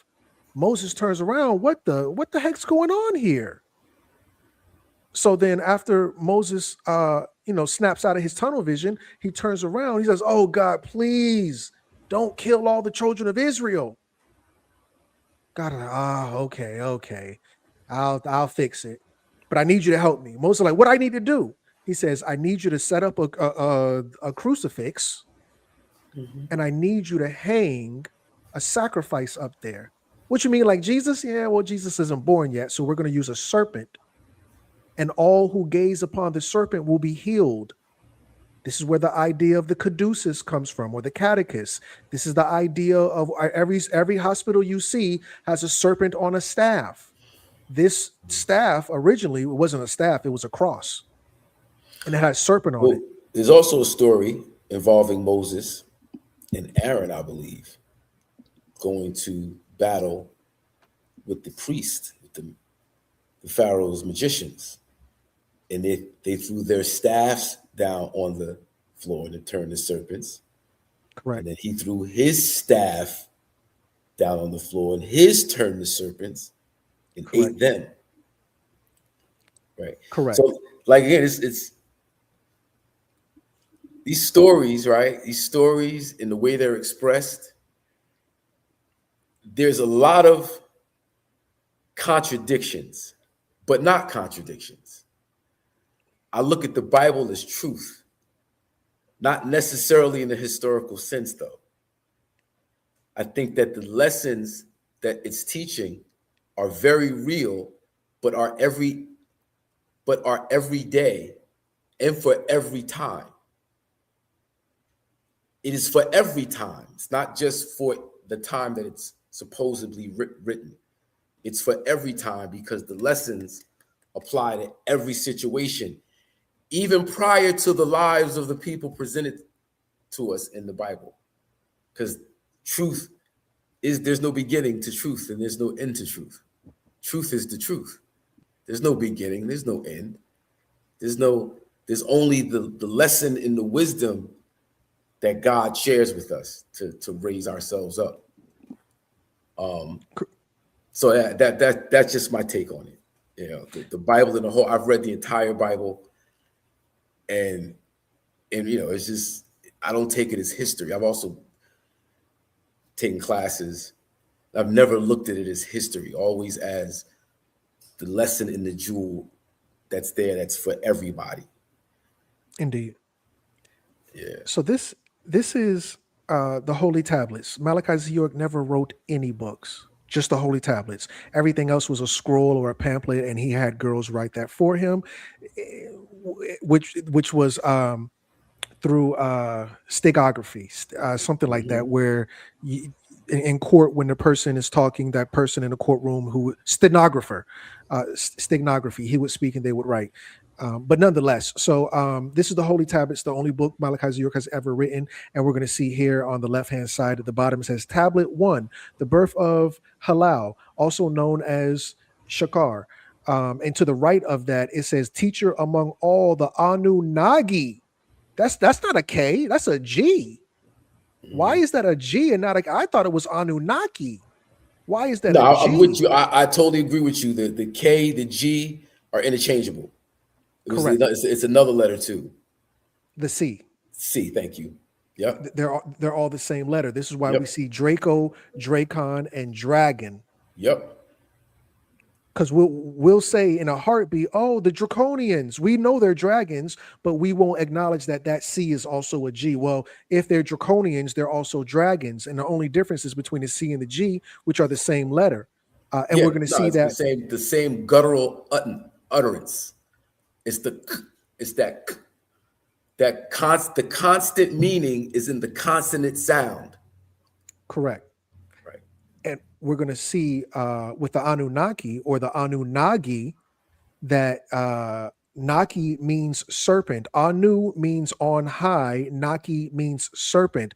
The high serpent, as you were saying earlier, serpentine energy. And we're going to look at the name Anaki, a boy's name.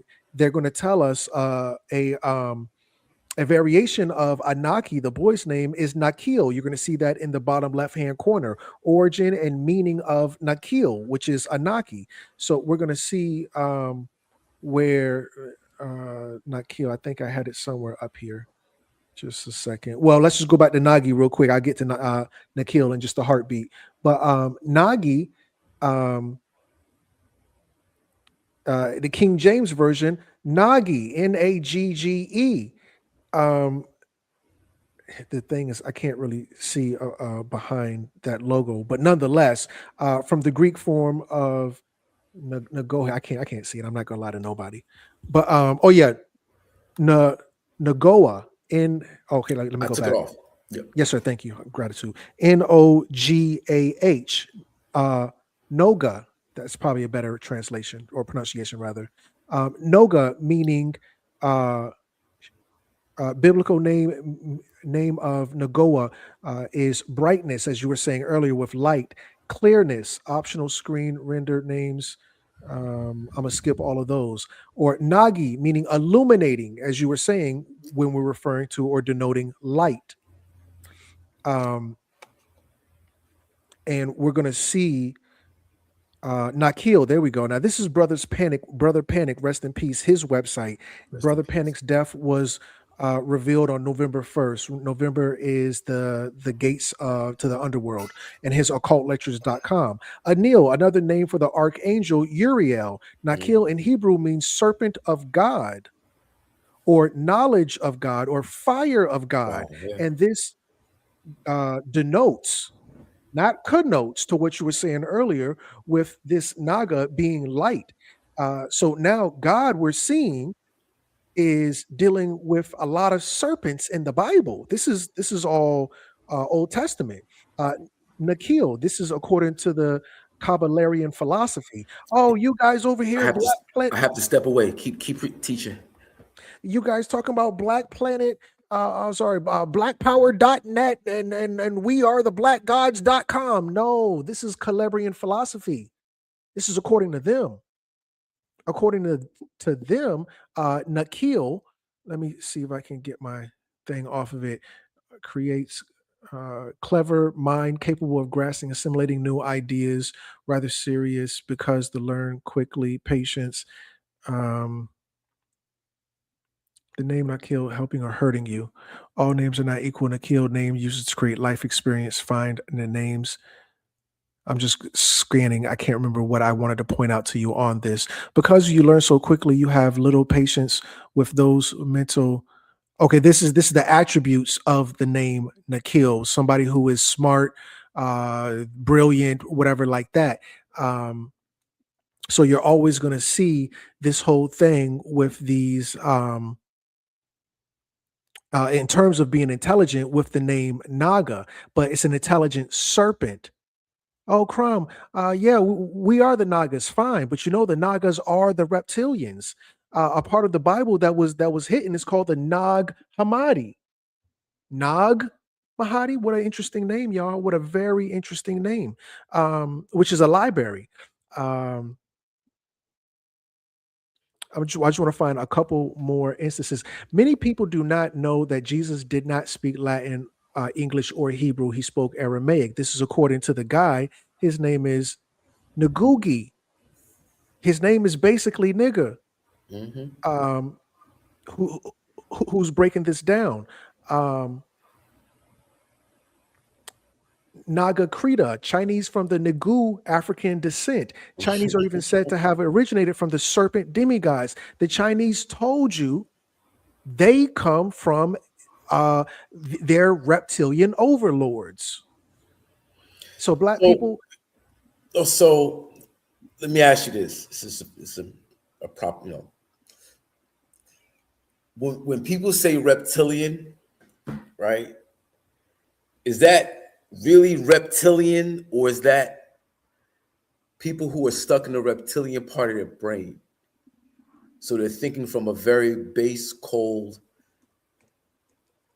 unsympathetic, no empathy,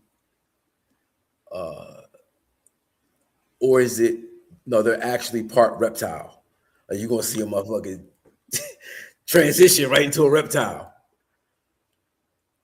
This means literally a reptile, literally. So I was talking to somebody, and they tried to talk crap to me.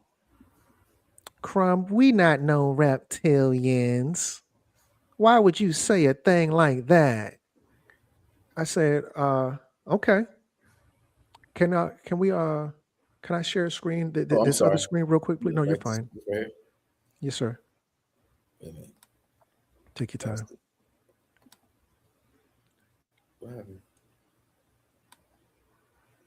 So this is We Are the Reptilians Part 1 of, and I had a series where in this one I talk about wisdom. So this is connotative. We're reptilians, is a metaphor, a simile, wisdom. Then after the whole wisdom thing, I talk about the serpent woman because our ancestors worshipped the reptilian. That's why you're going to see the Uraeus or the Wadjet. The oracle at Delphi said, her name was Pythia. Medusa, Yamayea, Mamawata. These are all reptilian energies. The holy serpent, of course, with Jesus, and the Caduceus or the Ophiuchus. But this is all connotative. Then we get the holy serpent inside the brain, this winged serpent inside the brain, and then we start to kind of get to it, but we're still kind of metaphorical in a sense. And somebody was, the pineal gland, which is very much reptilian. It's at the core of the brain.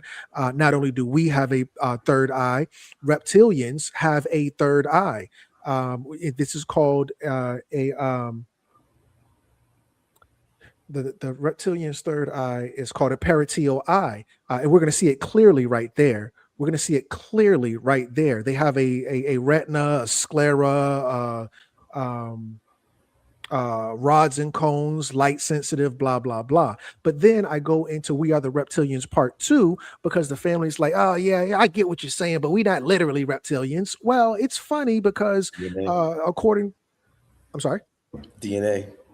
According to the Asians, they call DNA the water dragons. Humans have always had peculiar features that seemed rather reptilian. These physical expressions and instructions from your DNA, which seem serpentine in design, so much so the DNA used to be called water dragons. Very interesting. This DNA looking, these are the serpent dragons. This DNA looking catechus, caduceus, or ficus. But let's go into the reptilian conception. Let's go into that part, which is sort of right here. We're going to see the dag nabbit. I really wish I wrote the name down. But these are the original gods of Egypt. But you're going to see serpents, the Ogdoad. Ogdoad. Ogdoad. Ogdoad. The Ogdoad. Correct. Thank you. Keep me honest. So this is the picture that I wanted to show you. So we're going to see reptilians and amphibians.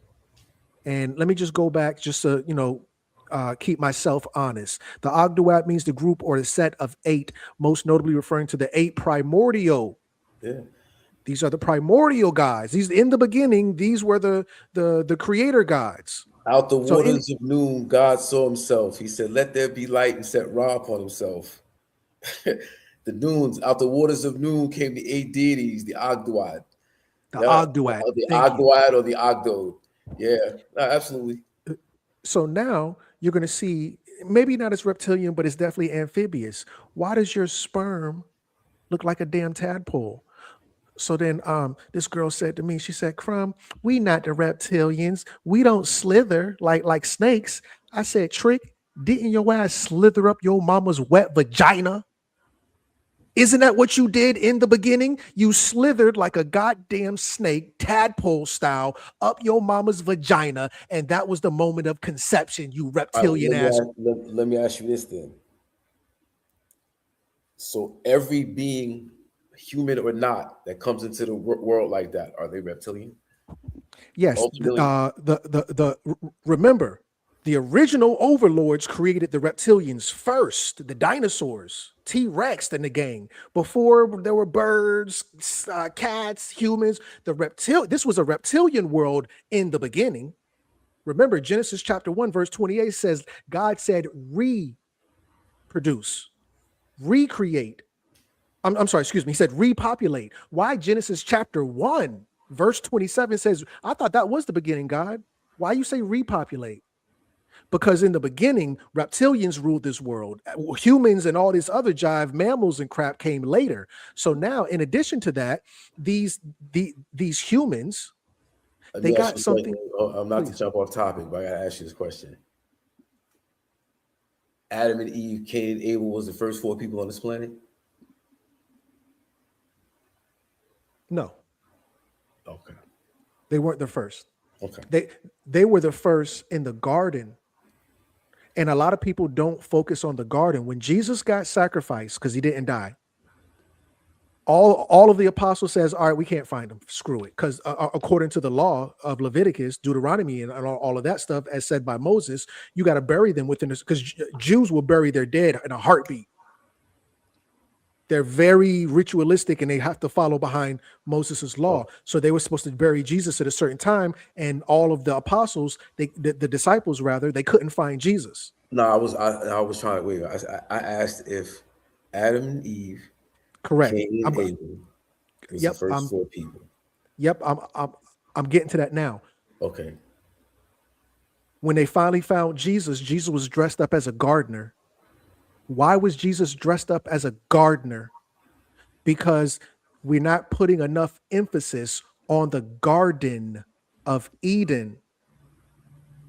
That garden was a special place because they were doing genetic programming there. They were doing a form of eugenics in the garden. This was the first of a kind. Remember, these are the Adapa. Who are they? the reptilian overlords. So now when you look at Adam, Adam means red. So the gardener, Adam means red, and he's red in the garden. Jacob's brother, because this is very important at this point in time, you get the conception of the Israelites through Jacob, Yaqub, Israel, if that's what you want to call him. His brother Esau, he's the firstborn. Esau's red. When he sold his birthright, that was for red oodles and noodles. That was red lentils. I called them oodles and noodles, but whatever. He gave him red oodles and noodles. So you're going to see this theme of red, because Adam means red. He's the Adapa, according to the Mesopotamian text of the Enuma Elish. According to the Enuma Elish, this Adam character is an Adapa. That's why Esau came out red. Esau was the firstborn. He was the Adam. Then you got Jesus, who was another Adam, and he's dressed up after the crucifixion as a gardener. Why are you dressed up as a gardener, bro? Hold on. After the crucifixion, was Jesus dressed up in hiding as a gardener?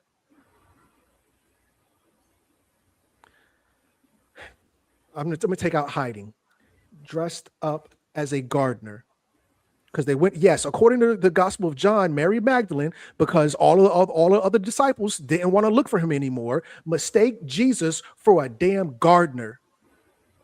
This is alluding, this is connotative to the Garden of Eden.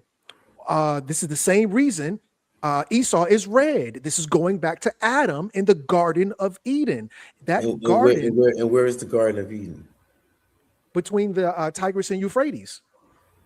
This is Mesopotamia. This is where the Anunnaki land, and our God, one of our gods, his name is Enki, and the other god is Enlil. These are storm gods. Remember when we were kids and it would be storming outside, and grandma said, turn all the lights off, sit your ass down somewhere, because God doing his work? Did your grandma ever say that? Oh, yeah. My grandma said that. Why did grandma say God doing his work during a storm? Because we're dealing with storm gods.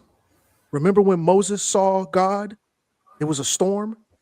Remember when God gets mad, he floods the earth with a storm? Right, but see, this is where I differ. I differ in that I don't think any of that stuff is history. I think it's metaphorical, metaphysical. In terms of what? Which part? In terms of Adam, Moses, all of these prophets, all of these are, how can I say, they're metaphysical stories. Yeah, absolutely. That is like, so I do think that at the end of the day, beings on this planet developed from reptiles.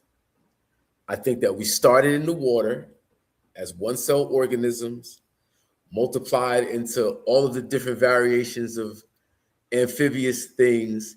Some of those amphibious things would eventually make themselves the water. And in terms of a stage, that's a stage in development, right? I do understand the idea of water dragons being the DNA strands. It's very symbolic. I do understand the symbology. Well, what about our babies being born green? Our last name is Green, and my name is Hakim, which means the wise. So keep the science. It's crazy. Yeah, I mean, I can see all that. I can see all that. And this is what I ask Black people. Our babies are born green. Yeah, our babies are born green. We can't get past that. Yeah, but that's coloration of the blood. That's like it's. And it's interesting you brought that up. Yeah, and I have that right Adam here. is blood. It's not a person. Adam is a metaphysical rendering of biological happenings and our connection to light. That's why I think the whole Bible is a retelling of life coming into the material world and then life exiting out of the material world. And then along the way, his jewels along the way that you could grasp onto to make your experience as pleasant as possible. Namely, do unto others as you would have them do unto you, and treat your neighbor with love and respect. at the end of the day. The historical overlay, I just don't subscribe to the historical overlay, though historical in parts, personages are used to tell a story, exactly a timeline from here to here. Nah, and the differences in the Lord, the differences in the God has a lot to do with the time period in which motherfuckers is getting down. So the way they see motherfuckers, the nature around them, and how nature, niggas is at war with each other. Niggas is hard. It's hard body out here. Storm gods, like superstition, metaphysical renderings over shit, not necessarily historical. This is why this is that. From like I don't subscribe to that. I could never. Okay. What about the story of Akhenaten? What do you think about that part? Akhenaten. I think Akhenaten could very well be the Moses they're talking about. I could see remnants of that, or the story itself is borrowed from parts of his life, along with what's the other dude? The whole baby waddling in the going down the Nile, like that was from another culture. That's from Sargon. Oh, Sargon, right? Correct. Like so, it's like Thutmose. Moses means water. There's a very osmosis. Yep. Osmosis, like exactly. Moisture. So it's biochemical. It's biochemical. You're talking about biochemics. Talking about biology and how chemistry and how a friend of mine wrote a book, great book. It's called The God Genes Decoded. Right. In the book, he takes the Kemetic deities and he attributes them to the elements of nature, hydrogen, oxygen, nitrogen, and these contracts and bindings that happen are the stories that are going on in this Egyptian mythology. It's about nature and how nature comes together.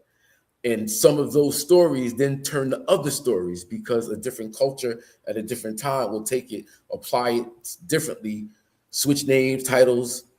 It's just not necessarily Moses did this. I don't subscribe to that. The raising of the cross with the dead, all that symbolism, that I don't think that actually happened in real life. Nah. I don't think Moses wandered around the wilderness in that little bit of area for 40 years. I think that's a lesson that's applicable for every time, not just the people walking around in the desert for 40 years. Moses is a surname of the 18th dynasty. Right. So you have and the 18th dynasty is, according to Egyptologists, the best dynasty of all. There's no dynasty greater. Moses, Thutmose the second, Thutmose the third, Thutmose the fourth. Where's Ramesses? Moses. Where's he? Moses. Yes, I think I have him in here as well. I can't find it because it's so long, but nonetheless, yes. So when we're dealing with Moses, we're going to see Akhenaten. His name, his mama didn't call him Akhenaten. I'm gonna call you what your mama called you. Right. His mama called him Amenhotep. Amenhotep, and Amenhotep has a brother named Thutmose. What a coinky-dink, right? Yeah. And his brother, this is Moses, right? According to I gotta find it quicker.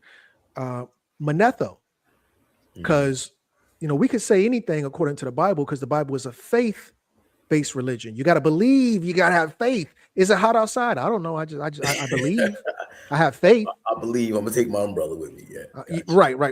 But to believe is to acknowledge that you honestly don't know. Yeah. So according to Control F, Manetho, Manth. Let me find. I can never pronounce his name right. And I got rhymes for everything you putting up, mind you. The Egyptian historian Manetho tells the story of the Egyptian priest named Osiriseth. who led a group of lepers. These are white people. Remember, when we're dealing with Akhenaten, Akhenaten is another big head scientist. He's a Yaqub character. We can see with this this overlay that I've put that, you know, because this was a cloth crown. That's a piece of cloth over his head. That's not like a something in addition to his head. That's just a cloth. That's all it is. But yeah, according to Manetho,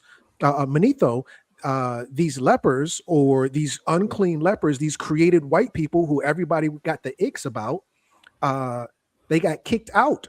Okay, here it is. Let me just read this real quick. The Egyptian historian Manetho tells the story of the Egyptian priest named Osarseth, who led a group of lepers in rebellion against the wishes of the king. What is this, the Bible? I thought this sounds like the damn Honorable Elijah Muhammad, who wanted them banished. Osarseth rejected the polytheism of Egyptian religion in favor of monotheistic understanding and changed his name to Moses, meaning child of in some instances, also meaning to draw out of the water, and usually used in conjunction with God's name.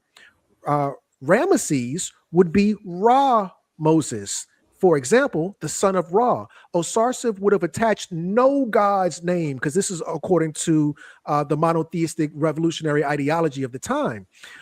It would seem, since he believed himself the son of a living God who had no name, and let's just point that out, is God's name ineffable? Yes, God's four-letter Hebrew name, the Tetragrammaton, is traditionally called the ineffable or unutterable. Can't say God's name? The hell is wrong with you? So now, whose God's name we can't say, he had no name, or one you should not utter the word. So he called him, you shouldn't utter God's name. So he called himself Moses. And this was coming from Hebrews 11:24. Remember, in the hood, my baby mama, cousin, sister, friend, auntie, by faith, Moses, when growing up, they refused to call him the son of the Pharaoh's daughter. Son of Pharaoh's daughter? They didn't call you Moses. They didn't call you Osarseth. They called you the son of the Pharaoh's daughter. Baby mama, cousin, sister, friend. And that pissed them off. Y'all gonna stop calling me son of the Pharaoh's daughter. You know what? Just call me Moses. Moses, what you mean, Moses? So now we're not dealing with the Bible and belief system. We're dealing with what Manetho said. This is what Manetho said. And it's funny that Manetho said they got kicked out, not let my people go, get the hell out of Dodge. This is not a belief system. This is an account of a real person. Hey, where's Moses at? I don't know where Moses is at. Where Moses' mama? I don't know where his mama at. Anybody got a grave? I don't know about nobody's grave. Can we get a third party confirmation, a reference? When you put that application out, how can we confirm this is true? Well, we can't. But now when we go outside of the Bible with Manetho was a real person. Other people can attest that he was real. We can find his grave. We know where his mama live at, his cousin, them, all of them. So with that said, I can't deal with I'm not a religious person. Some people would accuse me of being an atheist, and I'll accept it. Guilty as charged. So when you say these things, I'm totally with you. But when we look at it, we can corroborate these stories. And it's so interesting that in the story of Yaqub, he creates this people who get kicked out by black people and sequestered. Well, that's the same story Manetho told us. And then when we go and look at this Yaqub character, according to the Nation of Islam, Yaqub was raised by his uncle. Let's see what it says. According to the Nation of Islam, young Yaqub, oh my God, but he does converse with his uncle as a small child. He was raised by his uncle, but I'm not going to go there. In the Bible, when Jacob got that heat put on his ass, he ran his uncle's house. I shouldn't have said it like that. In the Bible, it's actually Jacob's wife, Rachel, who hid her father's, hid Jacob at her father's house. Her father's name is Laban. Laban means white, not LeBron. Laban. Yes, Laban comes from the Hebrew root word that means white. Hold on. And then when you go over to your uncle's house whose name is white, your ass start doing a breeding program? Did Jacob from the Bible do a breeding program at Laban's house on goats? Jacob comes from Jacob from the Bible did perform an unusual livestock breeding program on goats. You did a breeding program at your uncle's house, whose name is White, and your name is Jacob, and because there was no letter J until the 1500s, and then your name is Yakub. The name Jacob means Yakub.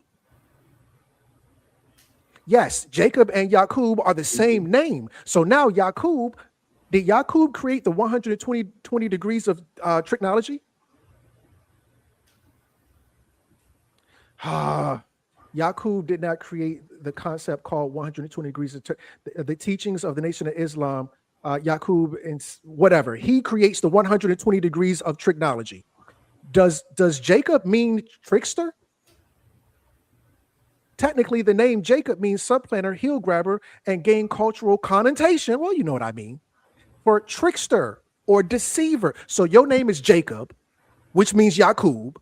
You're a trickster. You lived at your uncle's house. You did a breeding program, and your uncle named White. What a coinky dink, y'all. And then, because I don't have no faith. I don't have no belief. Crumb, what you believe? I can't tell you what I believe because I don't know. To say I believe is to say I don't know. Well, we gonna for now we're gonna believe what AI tell us. Well, I mean, this is just a real quick search, but what I'm doing is I've already done, as you can see here, I've already done in-depth research on these things. I follow along. No, absolutely, I follow along. But my point, just to land the plane, is that I'm not one of these Bible thumpers. Grandma read the Bible when I was born, and she's still reading it to this day. To this day, Grandma, you still reading the Bible? You ain't done yet? How long does it take you to finish that thing? Move on to the next book. So with that said, I'm not stuck in the Bible. I'm not. I'm going through all the books. My only question to the family is, does anybody know how much all is? Yeah, it's just so many ways to slice this pie. You don't find this a little bit coincidental?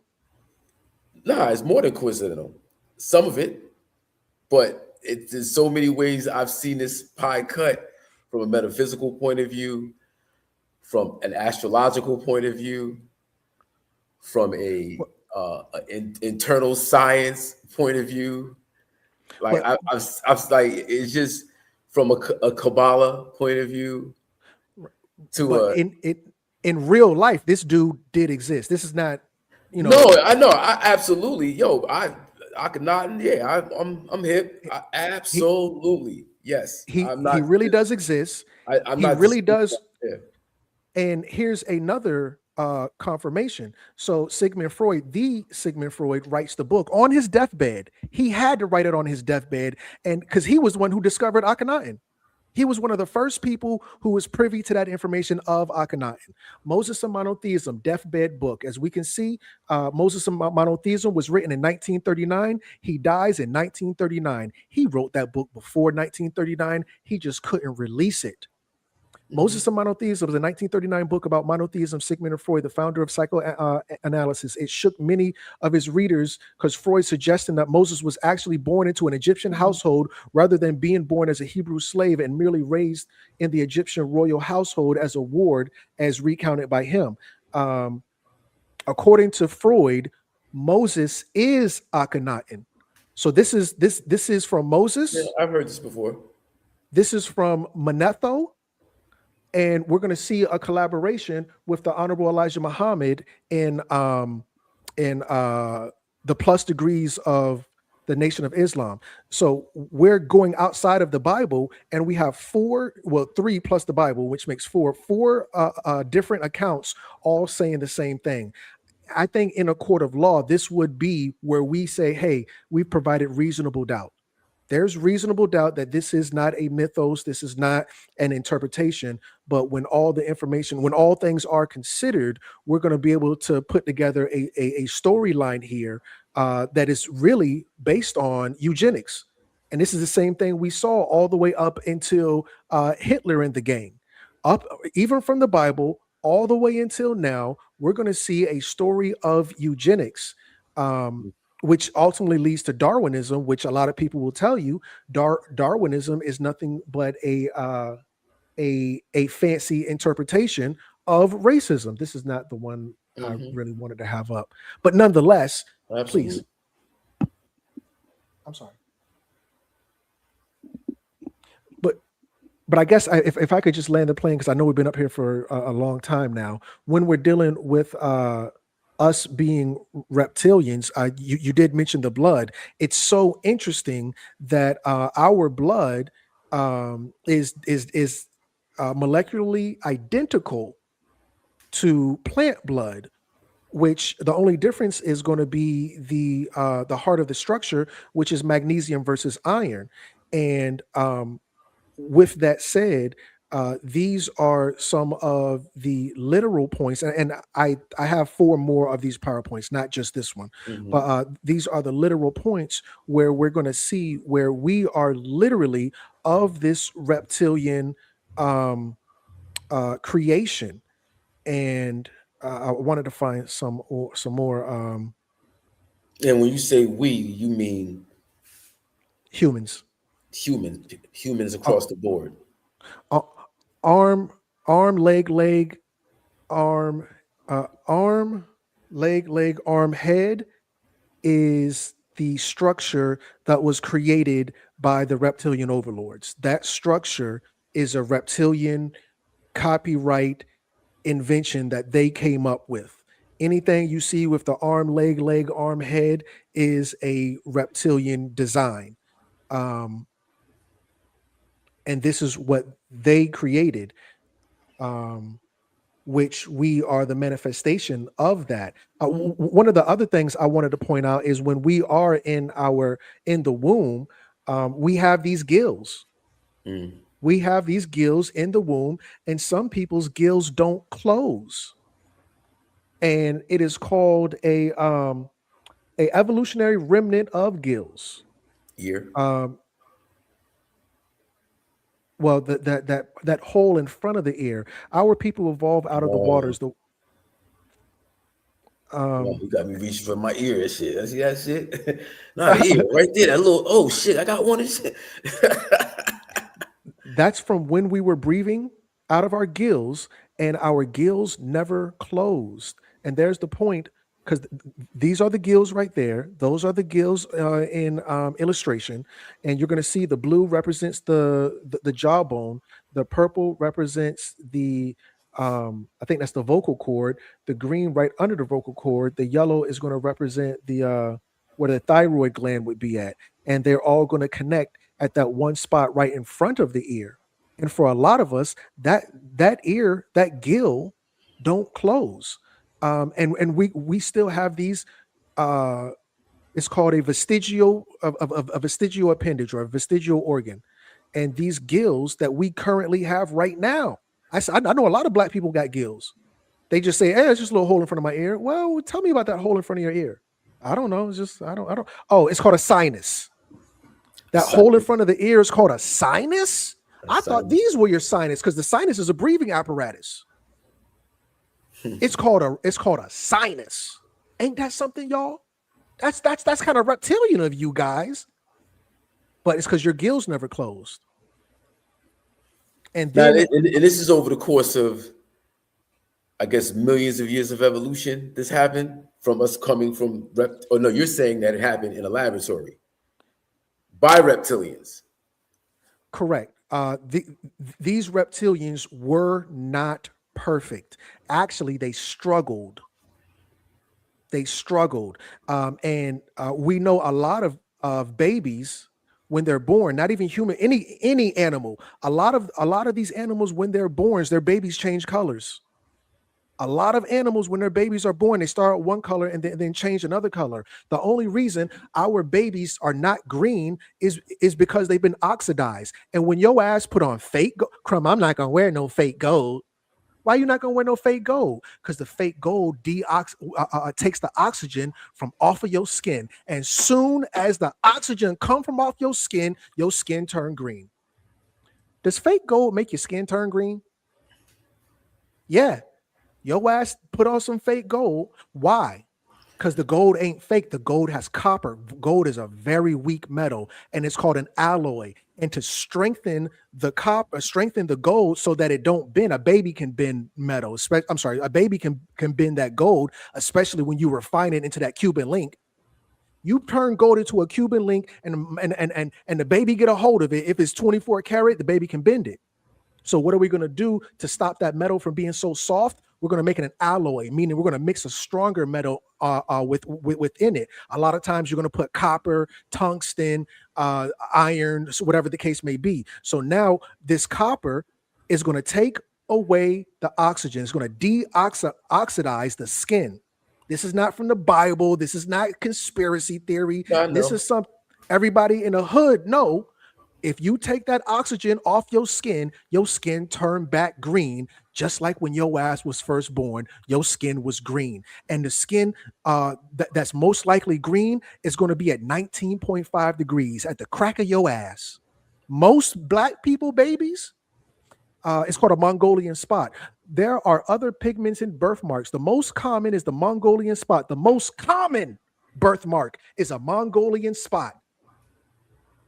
This represents dermal melanocytis.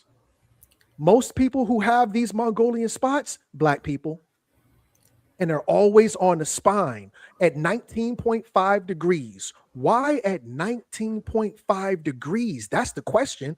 Oh, well, because that's where you're going to get this serpentine energy from. It was Jenny Randles and Peter Rowe, spontaneous human combustion, said at the 19.5 degree level of the spine, Jacob's ladder, this is where white people were spontaneously combusting. And when they did spontaneously combust, it was only in a spot. The whole damn body catch on fire, but the house wouldn't. Not even the carpet would catch on fire. It was just in that one particular place. So 19.5 degrees is the Giza plateau for the Earth's chakras. 19.5 degrees is, I thought I put it on a person's spine. Oh, the Jupiter's well, this is Europa. I can't find it. Where we at? 19.5 degrees is where your it's called a sacrum bone. What do you mean sacrum? Like sacred? That's the 19.5 degree point where the sacrum bone is at, and this is where our black babies are most likely to turn green because it's called a cluster of cells. It's called a gangus. Ganglia, excuse me, not gangus. It's called a ganglia because there's just ganglia meaning network. This is a network. Does it have anything to do with gangrene?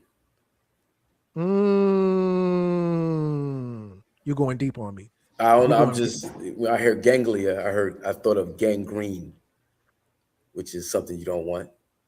Which is something, and there's no such thing as chance. Law governs all events. So now when our babies are born green, because remember, when does your baby lose that green pigment?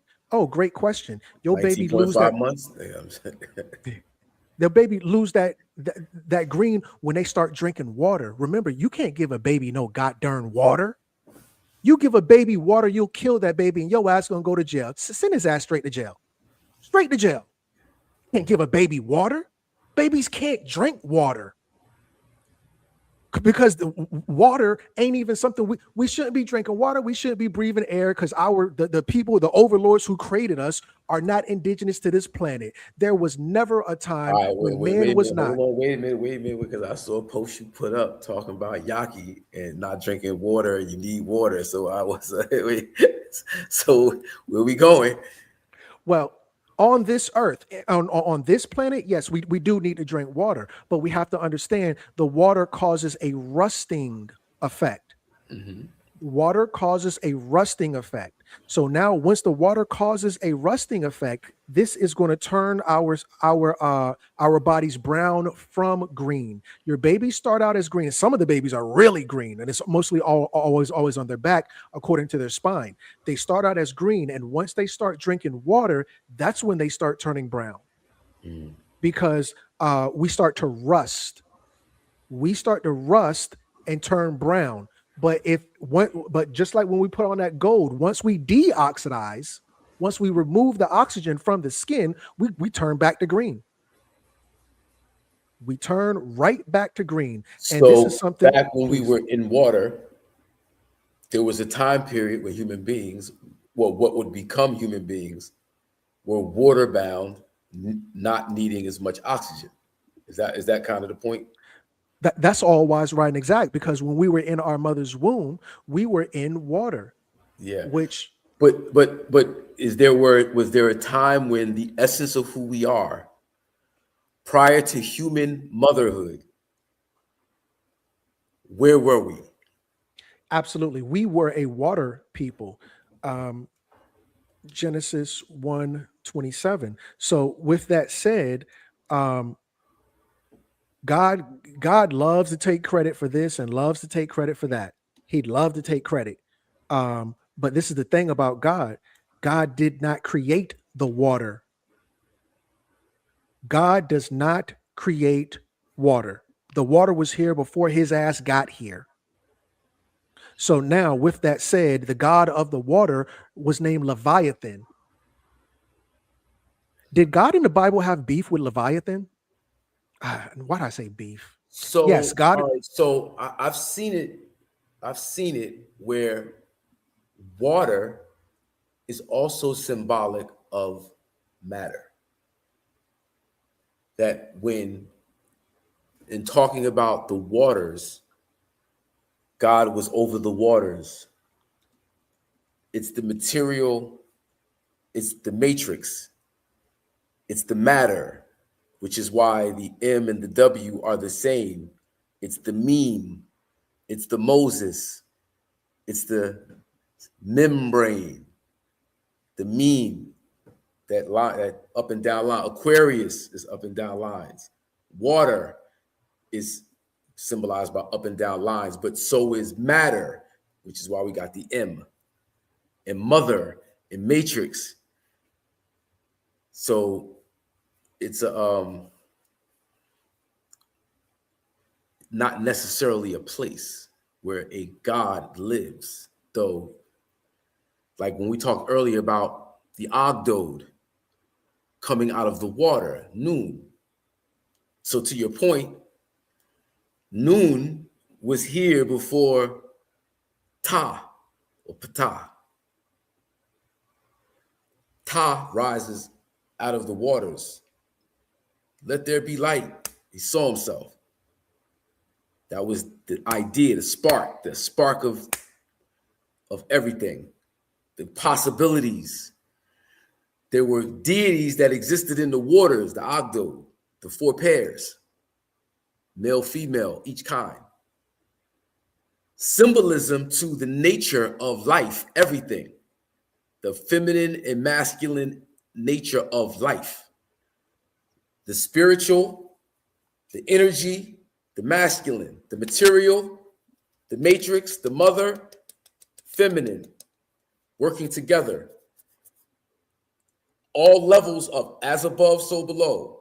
That science and mathematics is true on every level of existence. As above, so below. Our Father who art in heaven, hallowed be the name. Thy kingdom come, thy will be done on earth as it is in heaven. Up and down. Not necessarily a historical, though, I guess, I don't know who was there to dictate it, to write it down. The priests, aka the scientists of ancient times, understood the subjective and the objective world, the material and the spiritual world. They have a closer connection to it. So they're able to tell us the science of life that also you can see it in everyday life. So you'll know people who like, oh shit, that is a demon. Because that motherfucker hasn't risen above his lower self. He's trapped in his lower self. And his stories that you could show a motherfucker, nigga, you trapped in your lower self. That's how I take it. I'm sorry. No. You're always right and exact. And water is the master of matter, as it lives in all three states: solid, liquid, gas. In addition, the fourth state of matter is The fourth state of matter is what lightning is. Plasma. Lord. Plasma. Ooh, thank you, brother. I'm impressed. And just to confirm that the master molecule that built biology, how water shaped chemistry of life, it was the key to this world. In addition, when you brought up Moses, we're going to see where Moses, I obviously have a PowerPoint. Moses was the first water, not the last, the first water builder. Remember, Moses wrote Genesis. How did Moses know in the beginning there was nothing but water? His own Genesis starts by way of the water. And then Moses, because he read them shits off the walls of Kemet. It was already there in another story. Right. Moses, that's the science is the truth is the truth. So even before Moses, quote unquote, the science of life was already motherfucking written. You had motherfuckers who understood it and could tell it in a million different ways.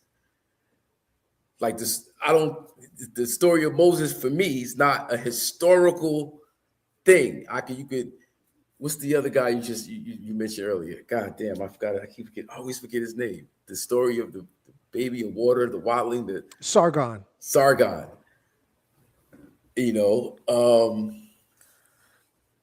No, I totally agree. Moses, Sargon, Romulus, and Remus. They come much later though, right? Right, but they all have the same exact story, and this is where I'm talking shit to Grandma. Grandma, you still reading that Bible? How long has it been? You've been since I was born. When are you going to finish? So now, once you read all of the other stories, you're going to be able to build a narrative. Moses, Sargon of Akkad, Romulus, Remus are all connected by the infant exposure trope. It's a trope at this point. Everybody and their mama is doing it. These nuts. Everybody. Okay, bro. Come on. Everybody and their mama. Exposure. That's dope. It's classic folklore. It's a classic folkloric motif of where a great leader is found miraculously on the water. Out of water, and yeah. Where have I heard that story before? Moses. Can I spit? Please and thank you.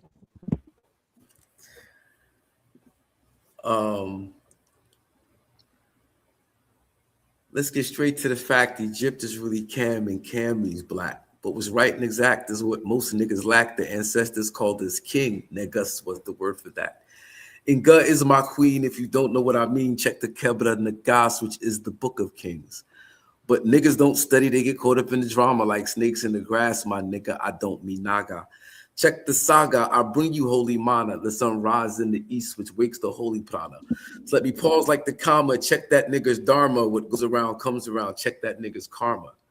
Now, if you don't get the point, here's some more, my nigga. He's from the gods and earths, and he's a more, my nigga. My nigga Nigel comes from Niger. I call Nigel my nigga. People get hyper. I'm like the last poets because I love my niggas. Who would ever thought the president would be my nigga? What goes around comes around, time always tells. Words cast spells to dispel mental hell. Looking through the vision of another man's sight. See God in yourself, my nigga. It's all right. Just rise from the lower, plant seeds for the sower. If Jigga is my nigga, how could he be Jehovah? Jehovah's really Yahuwah, or you could say Yahoo. Now, who's the real G? Not the male, you fools. Words are just tools now. Who weighs and measures? My niggas flipping words in the quest for earthly treasures. It's all mathematics, so we say my nigga. It's more right and exact, plus got swag and flavor. Since power's in the word, the Lord said name it. We named ourselves niggas. Now niggas don't want to claim it. I paint the picture, frame it. We let the devil shame. A people with no name is a people with no aim. With no land to claim, our struggle goes in vain. But my niggas fight over words that's inflicted so much pain. I want to say my nigga said refrain around white people because they don't understand the pain. My naga heals the venom and makes the serpent tame. The resurrected negus on the throne set the reign. I'm out of here. I'm done. I'm done. There's nothing I can say after that. I got one more for you. Truth is strange in the fiction, the frictions in the diction. The truth is shaped by depiction, contradiction. The truth is embedded in the past, crushed to ash, but the truth always rises, so the honest will outlast. Case in point, like my pencil, history's the issue. They use the past to wipe their ass, then flush it away like tissue. The truth is like comedic, black in their genetics. Moses owes us, TV slows us, keeps us from Herod. Noah had 3 sons, the black one of which was Ham. Pronounce the H like a guttural K. You see the word spells Kham, comedic. The shit gets pathetic. My mind was dead. The books I read helped me to resurrect it. Check it. I got it from the Bible. You call me a lie, I'll sue your ass and smack you up with libel. Go further down the line to the first invasions. Egypt was black, Kemet was sacked by a group of Asians. Brothers now was fed. They was having heads, 500 years of foreign rule. Kemet was damn near dead. What to do? What to do? Oust the son of a bitches. They kicked them out their schools, took back their land and their riches. Holy Moses owes us. Where did he get the gold? 10 commandments on a scroll, another lie they told. 10 of 147 negative confessions. Killing a person happened to be one of the transgressions. An Egyptian dead, Moses fled. Don't you see the point? He came back with God on his side and then he robbed the joint. God's chosen people, but aren't we all equal? This only breeds concepts of theft and other thoughts of evil. God's chosen people are people who choose God, embrace the concepts of life. Yo, it's not that hard. I wrote that in 1991 after reading Introduction to African Civilization by John Jackson, African Birth Civilization by Myth Reality by Sheikh Anta Diop, Dr. Ben, Black Nile Valley, Martin Bernal, Black Athena. I was on a bus ride from North to Jacksonville and wrote that rhyme. Talent. Super duper talented. Salute. Well, I don't really have anything to come back with after that, you know. Nah, brother, it's all good, man. I appreciate you for hopping on the Hakim Green Show, man. This shit's been crazy dope, and we're gonna have you back on because you got a lot of content. You always throwing up something. I'm like, man, I ain't looking at it that way. Yo, this shit is crazy. You know, I like the way you do your research, you do your PowerPoints, you do your, you know, I like that. That's just fire. So, you know, keep doing what you do, bro. I'm humbled, I'm honored, I'm grateful. It means everything to have your support, and I will graciously be back for more. Thank you again, Yes, brother. sir. All good. Yeah, this is the Hakim Green Show. It's how we do it. You know what I mean? Crumb Snatcher TV. Peace, y'all. Awesome, bro.